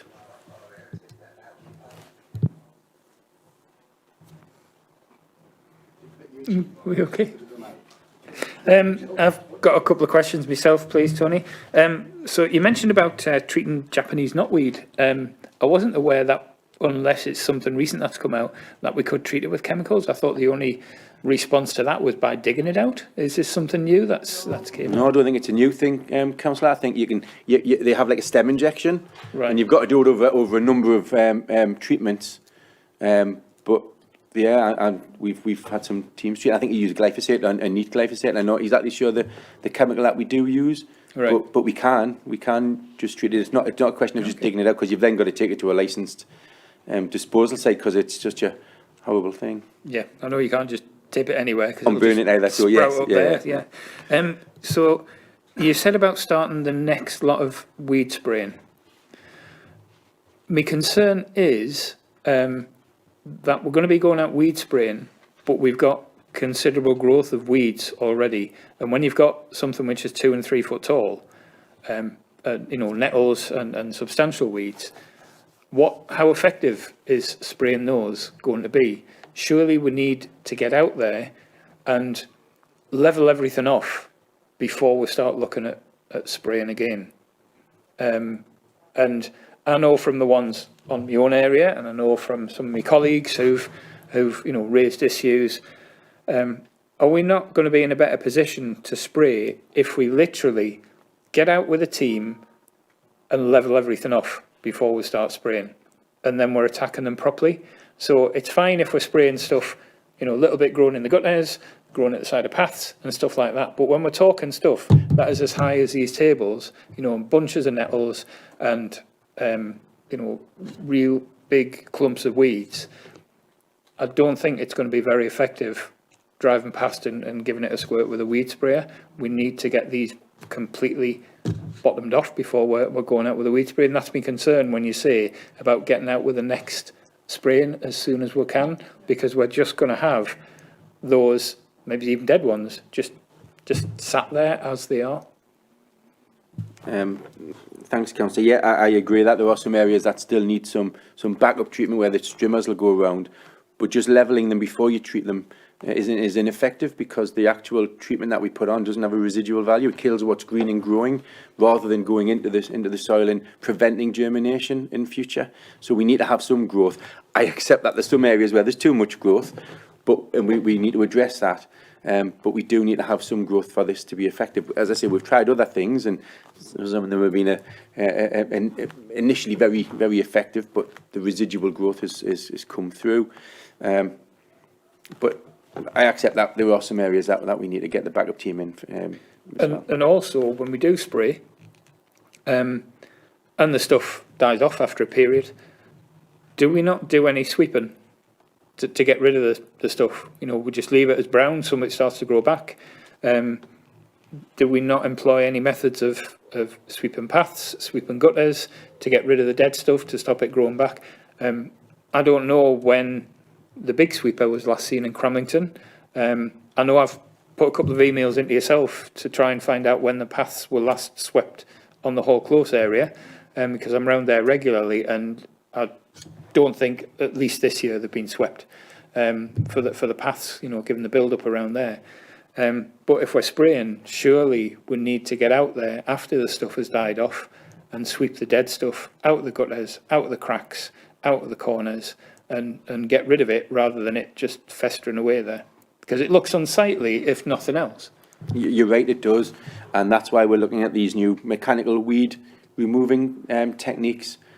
But we've also got a number of staff. We haven't had a full complement of staff through either sickness or self-isolation. So we've got to try and spread the jam, shuffle the pack as best we can for the services that we need to be putting out.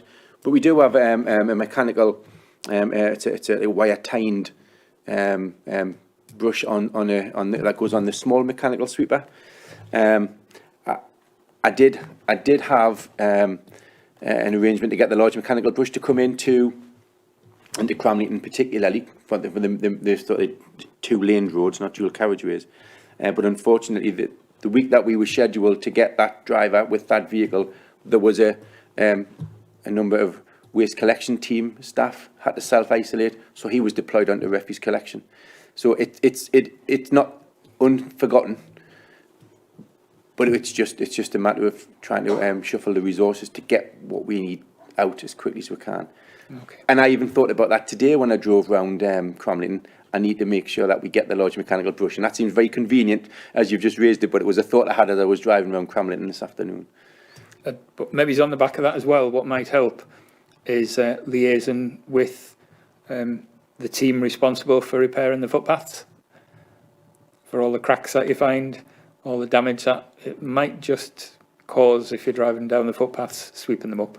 Just a point worth remembering. Well, we work closely with Steve Lowes, the highways inspector, so and he works not far away from my desk, so yeah, we can keep in touch with him. Okay, thanks. Right, can we move on to the second part of the report, please? Thanks, Chair. This is an update from Mick Carl, he's on annual leave at the moment, and I'm just going to read it as he's sent it to me. All highways inspectors and maintenance crews continue to work tirelessly inspecting, fixing potholes, making repairs and making safe Category 1 defects across the southeast.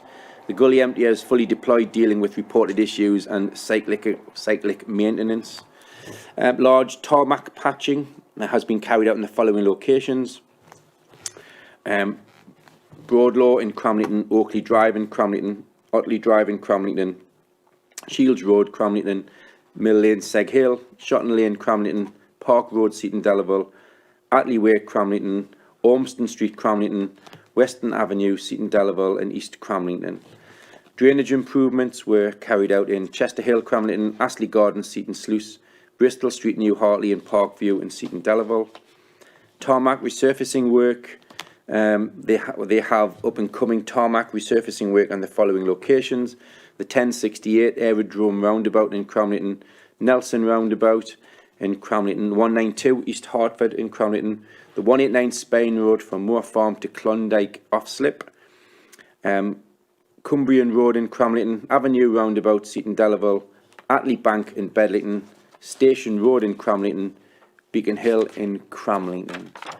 And the microsurfacing preparation works currently have Colas working in Northumberland completing their annual microsurfacing programme. The microsurfacing programme will be completed at the following locations: Cramond Way, Cramlington, Blagdon Terrace, Cramlington, Catering Way, Cramlington, Merlaw Road, Cramlington, 1068 Chopping Road in Bedlington, and Cherry Tree Drive in Bedlington.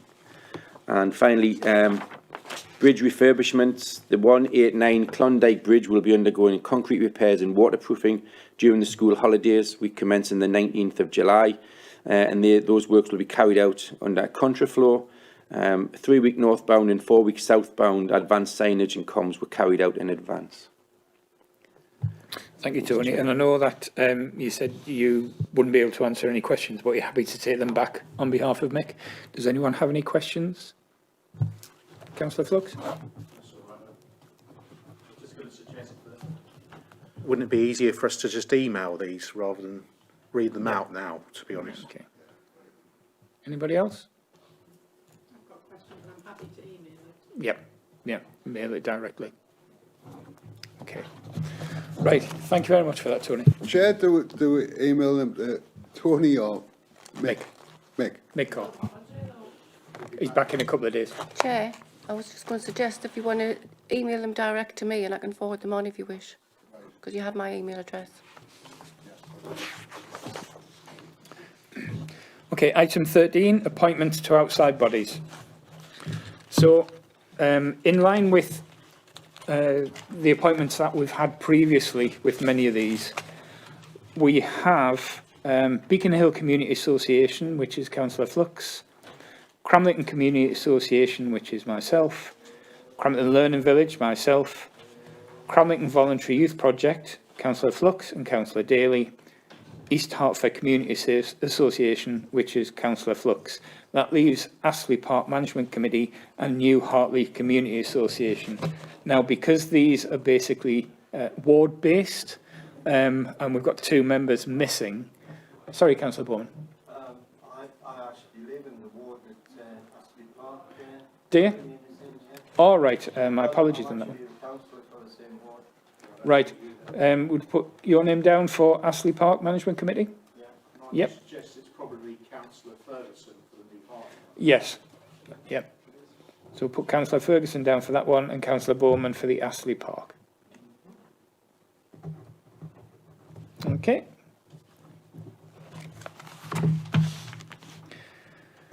Item 14, members' local improvement schemes, which is an information item, pages 51 to 76. Noted. Item 15, local area council work programme. Note the latest version agreed items for future local area council meetings.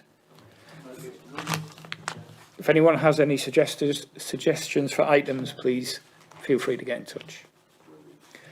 Item 16, date of the next meeting, which will be held Wednesday, 18th of August 2021, which is planning only. Please be advised. Item 17, urgent business. I have no urgent business. Heather, there's nothing come through? No. Okay, thank you very much, everyone. I'll draw this meeting to a close. Thank you.